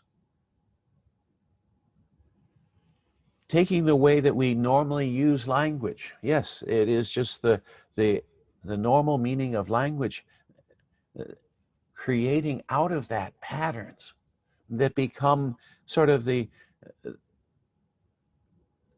typical grammar of that text, the automatic, so to speak. We've called it the background, against which the writer, the poet, the dramatist foregrounds, brings to the fore, brings out something that is intended to focus you on the theme. And what is the theme? It is that hypothesis about some aspect of the life of social man. It is the theme itself. It is the motif, the text. What the writer is trying to convey. That there is a meaning. It isn't just there on the surface. It is another level. It is a second order of meaning. It is the metaphorical. It is the result of choices, grammatical choices that we observe across the text. And that's why I'm saying it's a textual metaphor. It is, in this sense, when we talk about foregrounding, we're talking about it as a kind of also de-automatization. So this theme, this hypothesis is what the writer is drawing your attention to. Hassan says this: the patterns of language are so deployed as to take us in a particular direction. Each message, now think of messages like a clause. Each message is a message by itself. Each of these clauses that make up the text as a whole. Each clause is a clause by itself, but the totality of these messages, these clauses, enunciates a theme. It is the choices that you are making across the text. The theme, what the writer is trying to focus your attention on, becomes accessible. We can find it, we can discover it by examining what? The meaning of the individual messages. Yes, what is the grammar of each of these clauses? And as we look at it, we'll see that there's a patterning to it. It becomes the sort of the automatic. It becomes the expected. But then there will be a repatterning of the patterns. There will be that foregrounding. There will be that de-automatization. Another pattern that is created. What results is an extended metaphor.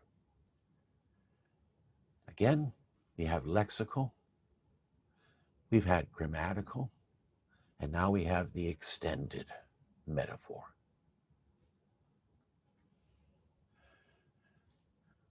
When we talk about metaphor, it is de-automatization. What is de-automatization? Halliday wants us to see it in the sense that this is all this metaphor making potential, whether it's lexical, grammatical, or extended across the text, this metaphor making potential is a kind of de-automatization. It isn't just foregrounding. Foregrounding is what we see, yes, in verbal art, but it is a kind of de-automatization. And what it involves, what is de-automatization? Freeing the lower level systems, the grammar, freeing the grammar from the control of the semantics. Remember how he laid it out? Semantics, grammar. What we're doing is we're freeing the grammar from the semantics so we can make choices that are different. We interpret the grammar in terms that go beyond its direct realizational function. What that means is that instead of, yes, processes are verbs, but instead of doing that, we go beyond that automatic, beyond that direct way of doing it, the literal way, the default way, and we change it. That was grammatical metaphor. Now, how does it work in the poem? In the poem, what the writer is doing in the verbal art, and I say poem, but I'm not limiting it to poetry. It is, as we've looked at, spoken word performance, it is dramas, it's plays. It is artistically creating an automatization, is creating patterns just so that you can then de-automatize against them. Creating a pattern to break the pattern.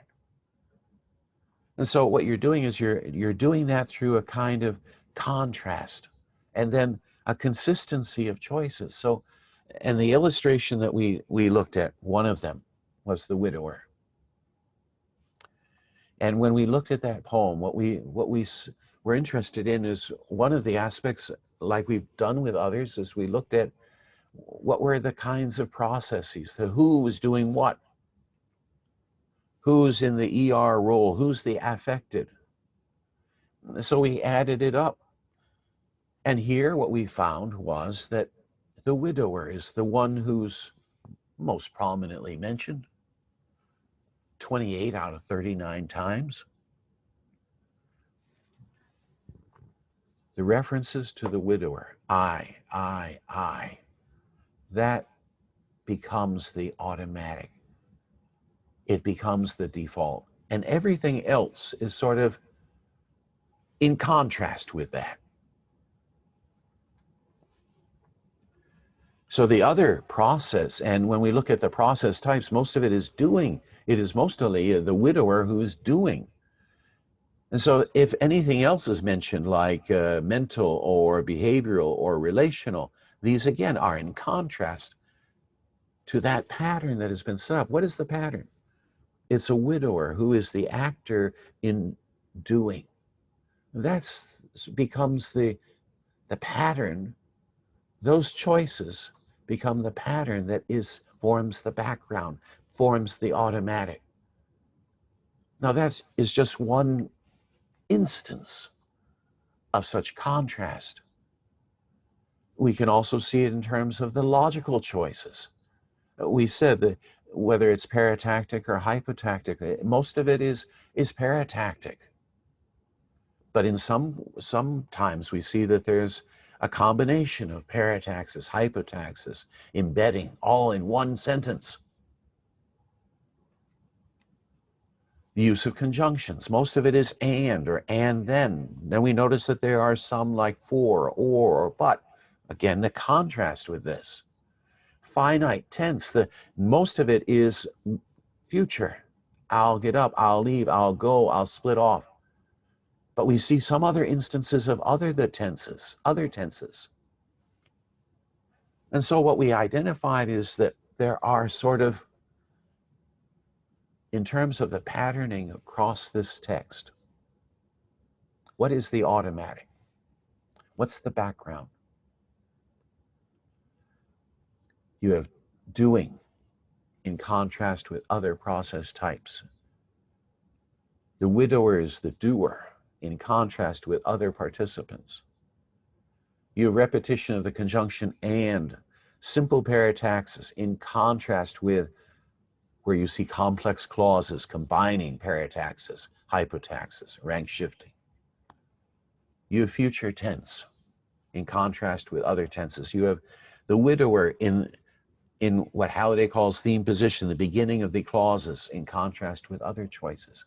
So you have all these various kinds of contrasts. Now, the consistency is, where do they come together? Where do you find these contrasts?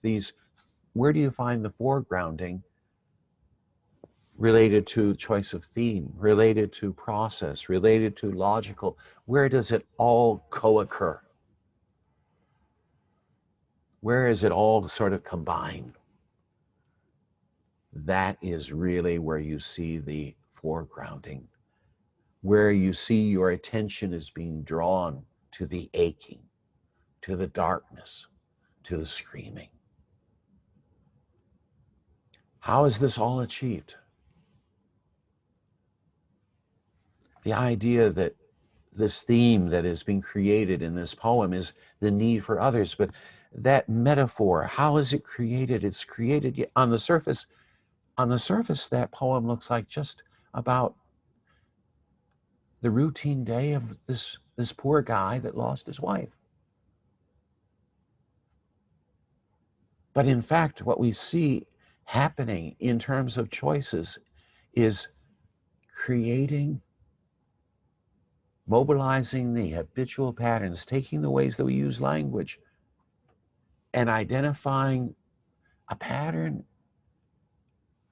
that has a consistency, that we notice that it's largely the doer is the widower, that it is largely doing, it is largely paratactic. All the things that this creates across the poem. It's across the poem, it's not just one choice. And those contrasts all sort of operating together to focus your attention on. Now that's creating, articulating a metaphor. The metaphor is what that text is, what that text means. This hypothesis about some aspect of the life of social man. How is your attention drawn here? Your attention is drawn here by creating a background against which there is foregrounding. And the choices that are made, it becomes across these various grammatical categories, whether it's choice of process, participant, circumstance, or whether it's choice of parataxis or hypotaxis, or what choice of what is theme. All of these comes together to create not only that automatic, that background, but then the foregrounding. That is, the poem becomes itself the choices that are made, the grammatical choices that are made in the poem, and how the poem is constructed creates a metaphor. Through a kind of de-automatization where you created that automatic and you de-automatized against it. You created a pattern and then broke the pattern. This literary artifact, this poem, then becomes an extended metaphor. So we have these three: lexical, grammatical, extended. And what do they share? This idea of de-automatization. We looked at it in the context of, remember, that spoken word performance. And we asked ourselves, why did people respond the way they did? Halliday says, we need to realize that texts carry value. And we should be able to approach it from language in order to explain what that value is. How has it become valued? Why is it become valued? Why is it become valued in the sense that it does? You know full well, as I do, that you can have a brilliant idea in science, but unless you can communicate it in a way, in a manner of speaking that is going to be sort of considered fitting the register of the language of science, you will not be heard. The poet, how does the poet create something that people respond to, that they value? It's in the language. When we looked at his poem, for example, his spoken word performance, it begins with, as we noticed, rhyme. And then just sort of midway through, but it changes and that rhyme is lost. And we notice that there is sort of at the very beginning, there is more simple sentences. There's more parataxis. The hypotaxis doesn't come until later, after that but, when he begins to talk about the fact that his sister had died. The grammar changes too. Gone is the simplicity. And instead, it becomes more complex. But that's part of the message that he's conveying. And so that we can see the sort of the lexical density peaks at a certain point where he's really drawing your attention to the what he felt in response to his sister's death. And then when it comes back full circle. It comes back to the rhyme. He repeats what he said at the beginning and he repeats at the end. Again, it comes full circle. One of the interesting aspects of that, if you remember, it was all active voice. But then after his sister died, it shifted. He had been ground bound. He was left. He was haunted. He is no longer the initiator. It's no longer him initiating. He is the affected. But all of this is conveyed by the grammar, by the language. And we see a number of contrasts, the presence versus the absence of rhyme, the simple versus the complex clauses, the paratactic versus the hypotactic, the elevated lexical density at certain points. Again, he is articulating a symbol. It is the extended metaphor is intended to drive home that message. His life had come full circle. But he now has a different outlook on life and loss. He has come round. But in the process, it has changed the way he sees the world. We looked at the language of Edwin Tumbu. Looked at, for example, Gods Can Die. And as I mentioned, it was the first poem of his that I had analyzed. In looking at this poem, what is the metaphor? How is it achieved?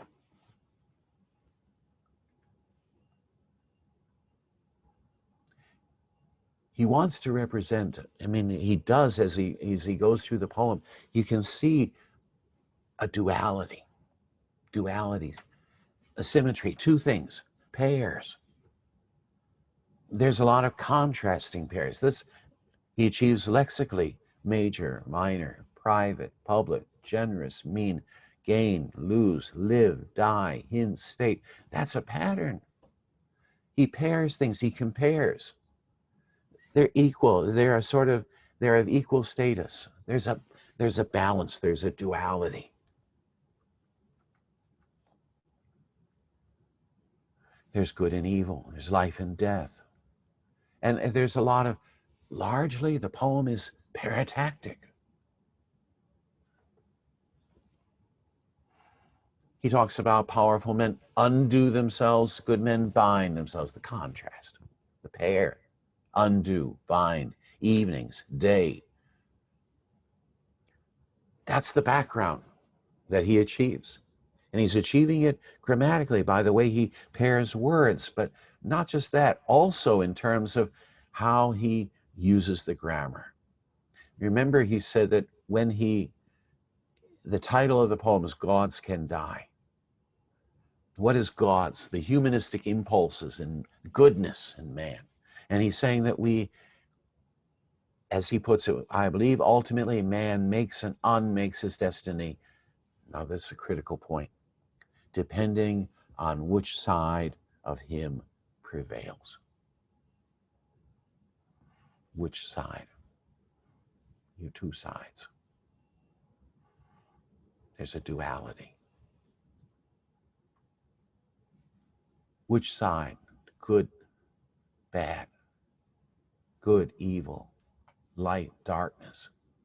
But those contrasts, as he set it up, this idea that the whole poem revolves around sort of this idea of symmetry, duality, balance. But where does that balance get disturbed? Do you remember the layers of parataxis here? I have seen powerful men. Powerful men undo themselves. Powerful men keep two realities. What are those two realities? One for minor friends, one for the powers that be. Who are the powers that be? They're really powerful. All of that is paratactic. It is joining, extending the idea one after the other.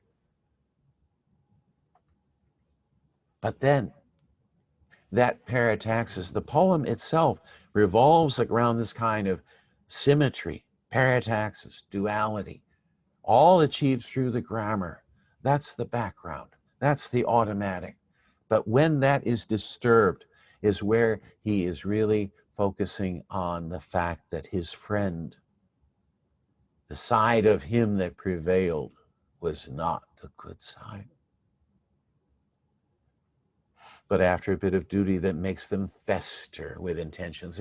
He's also using the word that means something very negative, fester, like infected. But it's hypotactic. The hypotaxis is where he draws out the contrast. So what he's creating through the choices, through the grammatical choices, is an extended metaphor. It continues. We see again layer upon layer of parataxis. These are choices that he's making, so that what you see is he's repeating this idea of we understand and try to know to seek a balance in the dark, to know the private from the public monument, to find our way between the private and the public argument, or what can be said, or if, or. It's so.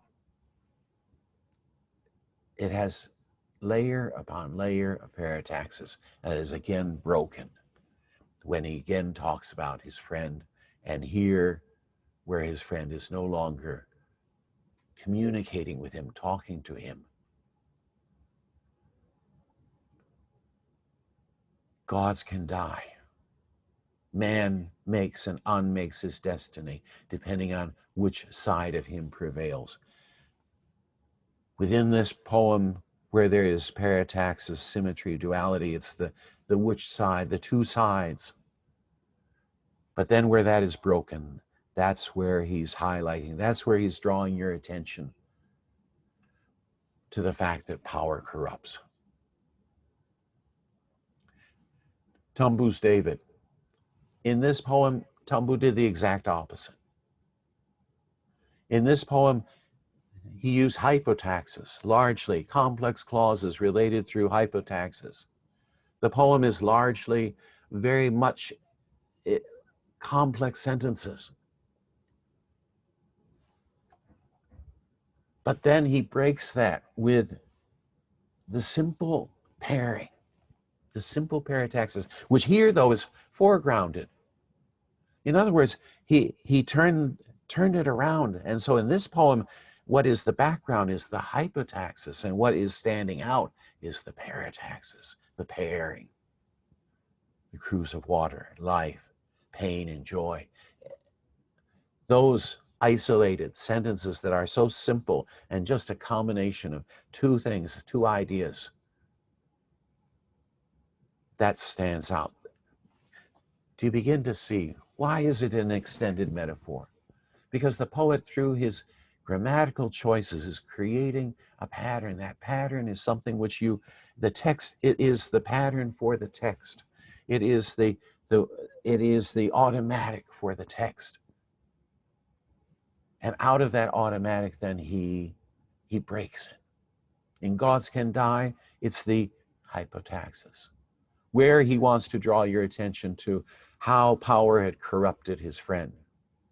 In David, he wants to draw your attention to these simple lines that express what he's talking about: pain, joy, life.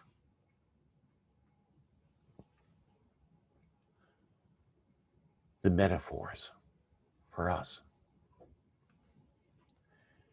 A poet reading. As I said to you, is my favorite poem. And in a sense, he's trying to create a poem about poetry. And in doing so, he wants to communicate this idea that the poem is never really done. It's always something that's ongoing. How do you get that across? How do you get it across that it's ongoing activity? That it's never done. It always needs to be revised. It's never perfect. How do you get that across?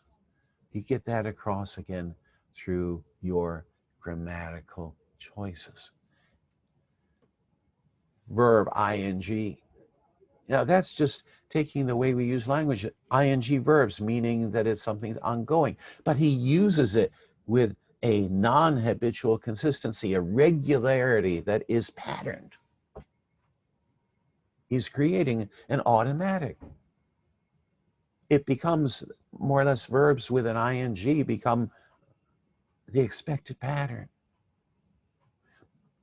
And then he adds to that then the use of the conjunction as, to keep repeating that conjunction, as this, as that. What's he saying? There's several things that are ongoing in the same poem. He is taking the way that we normally use grammar. He's taking these grammatical devices, the choice of conjunction, the choice of how you represent the verb as an ing verb. These choices he is taking. Sometimes he says it outright, that it's never done. The perfect poem is future tense. But he is building a succession of various motifs and themes through his various grammatical choices. He is creating an extended metaphor that communicates this idea that the perfect poem is future tense. Neat incompletion must suffice. And then his use of pronouns. Specifically, when you use a pronoun, when it's we and you don't question who it is. We know who it is. But when it's she suggested, who is, the next question we have to ask is, who is she? And when we do, we take a look, she is sunlight. She is again sunlight.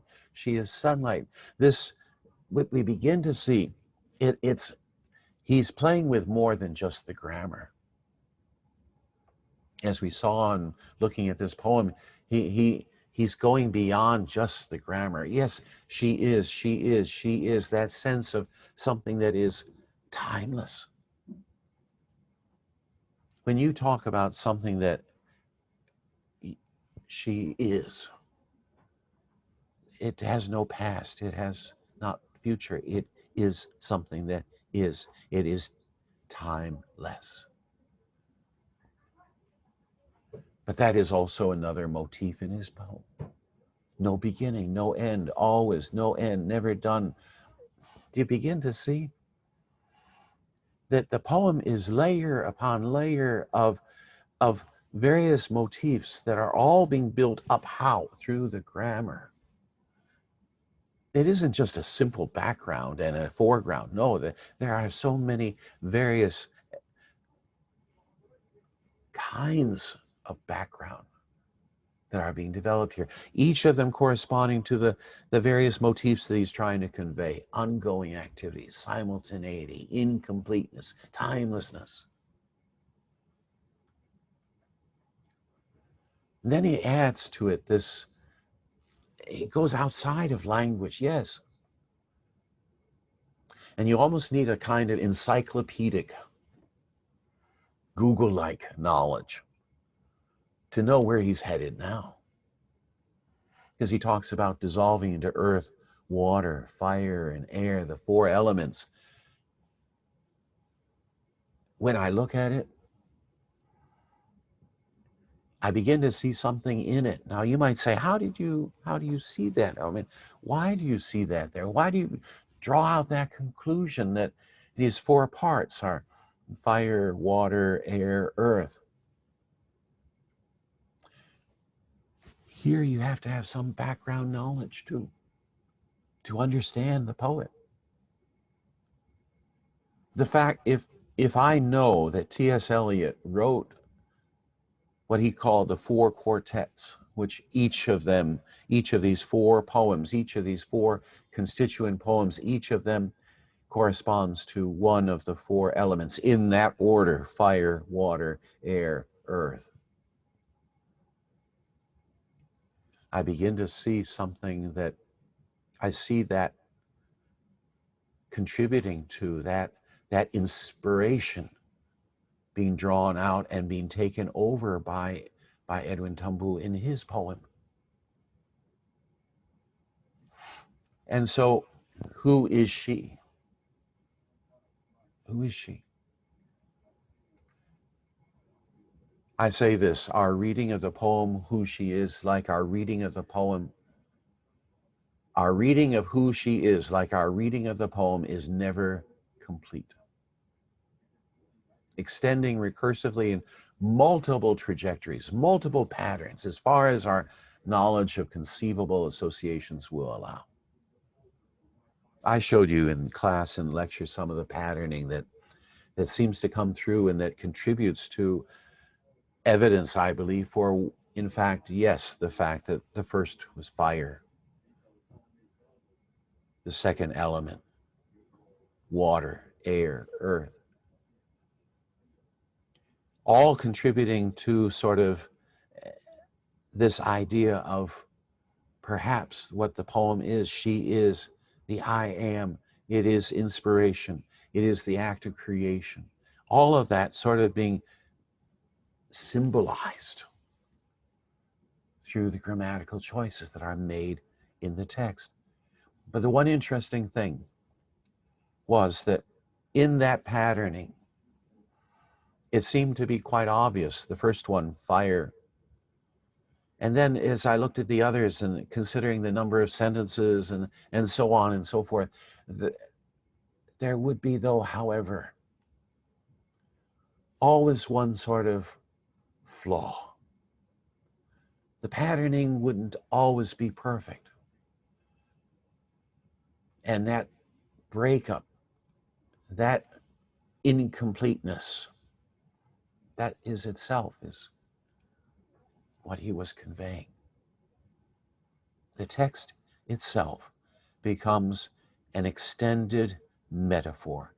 It becomes a textual metaphor.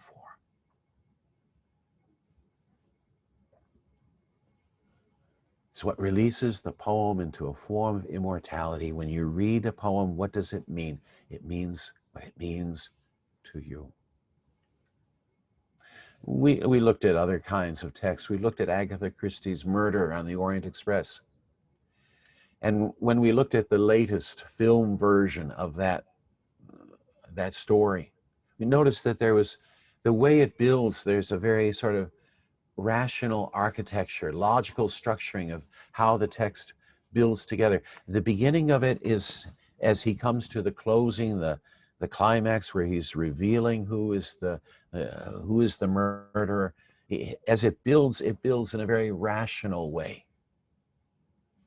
But then that rationalism, which is supported by there is, there are, he has, there are, there is, repeated. So the point that I was making was that in that drama, Murder on the Orient Express, as he begins, as he gives his sort of explanation, it all sounds so rational, so well thought out. We can map out what the sort of the structure is. It has this sort of the existential, there are, there is, that is repeated. But then it breaks. It breaks at this point where he says, there was right, there was wrong, Now there is you. And when it comes to you, thereafter, everything is you, you, you, you, you, you. At that point, it broke. The patterning broke. It was no longer the rational, the use of the existential there, a very clearly signaled logical, rhetorical structure. Instead, it became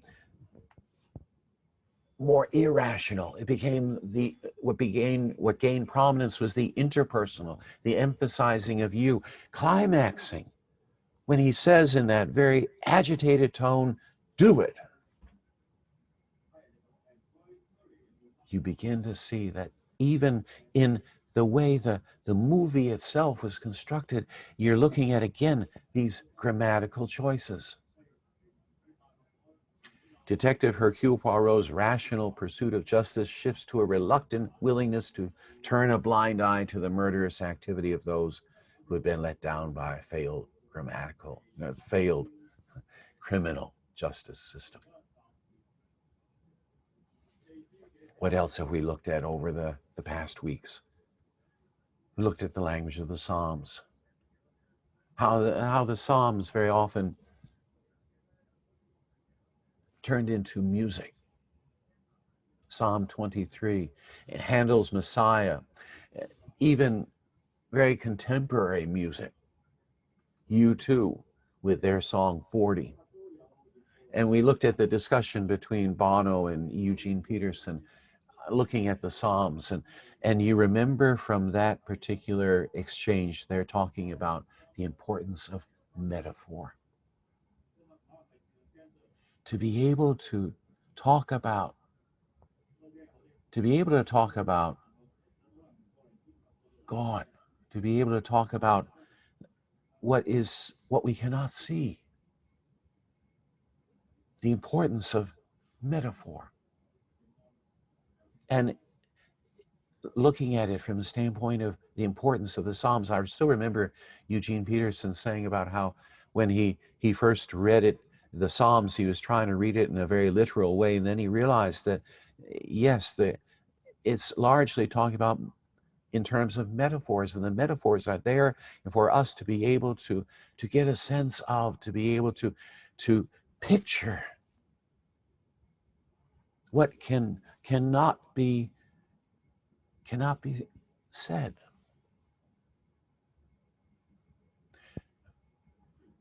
You should see throughout all of our discussions so far, there's something that keeps coming front and center. What is it? Metaphor. We've seen that how does metaphor, it's the paradoxical, right? It is the de-automatization. It is the going against what we see on the surface. We also looked at the poetry of Wu Li. So fascinating that this famous artist, early Qing dynasty, and he becomes a Jesuit priest, and then he starts writing poetry about his faith. We looked at some of the poetry that he wrote. The fact that he introduces into Chinese the word for cross.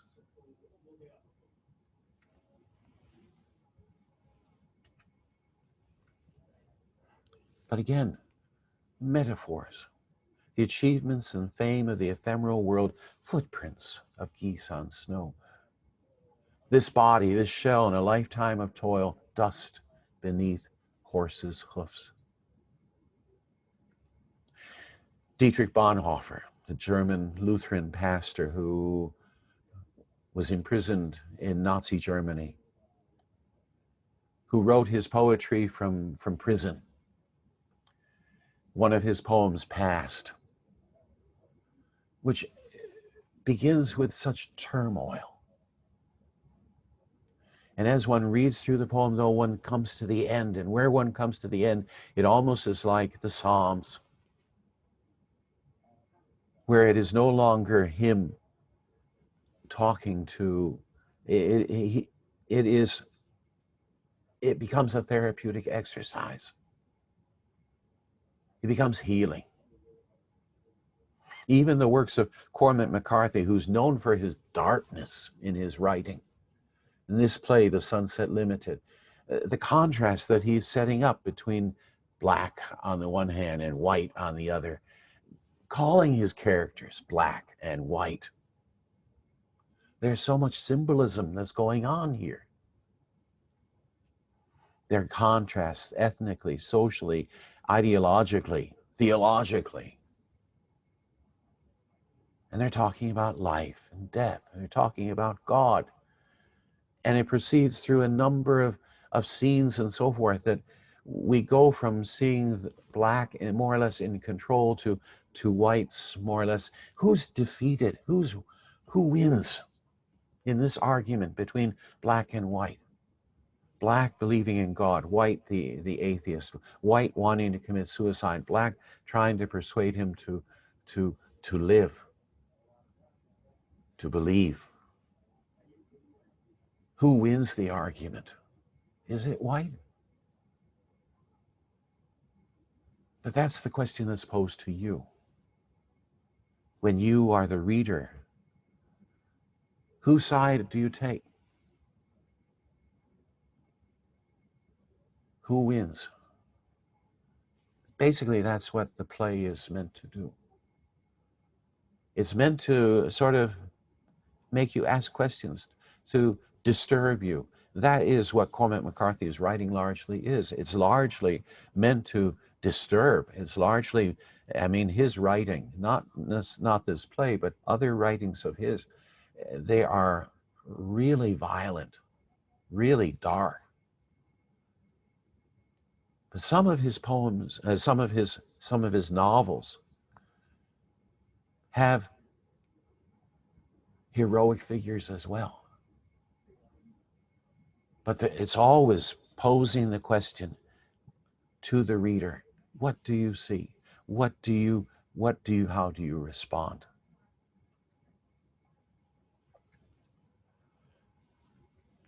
I'm going to skip most of this part here. We've talked about this before. We're coming to the end, and I want to, I have some more slides here. I won't be going through all of them. Again, just like Edwin Tumbu's poet reading relied to some extent on T.S. Eliot's, there's an intertextuality. Here, the seventh seal figures very much in Cormac McCarthy's Sunset Limited.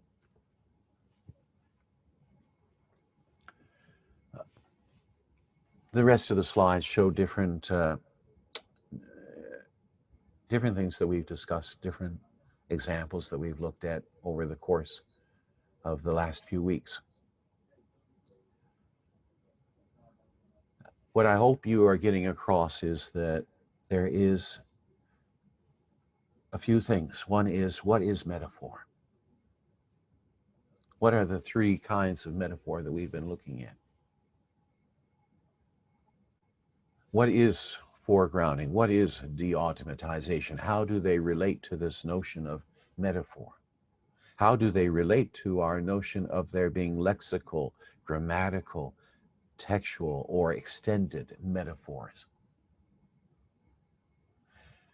And the other question that has also been something that I hope you keep thinking about, and that is, how does thinking grammatically help us to be able to understand the language of creativity, the language of innovation? These are sort of thoughts that I hope you are taking with you in terms of what we have been covering and what we've been looking at. So I'm gonna draw to a close here. It's about 1:45, and we still have some more time. Is there any questions that you would like to ask?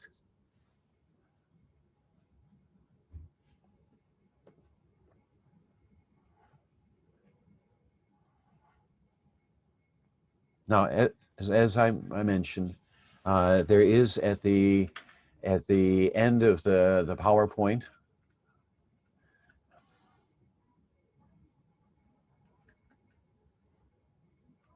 we really did cover an awful lot over the last few weeks. There is a section on how to cite your sources, all right?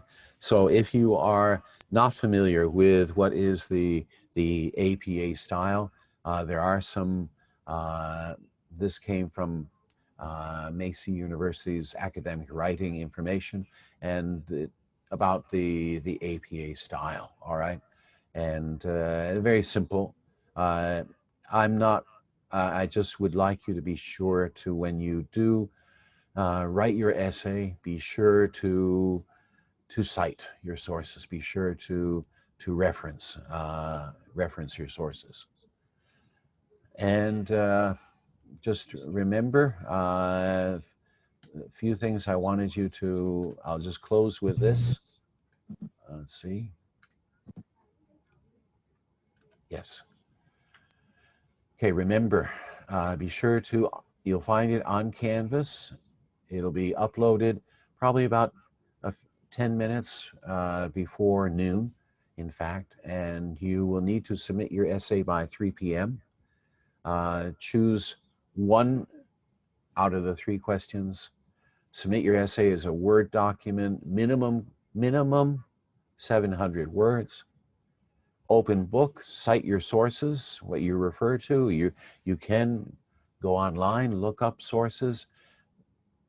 But I want you to notice in the questions, most likely when I say show examples, I will say show examples from the lectures.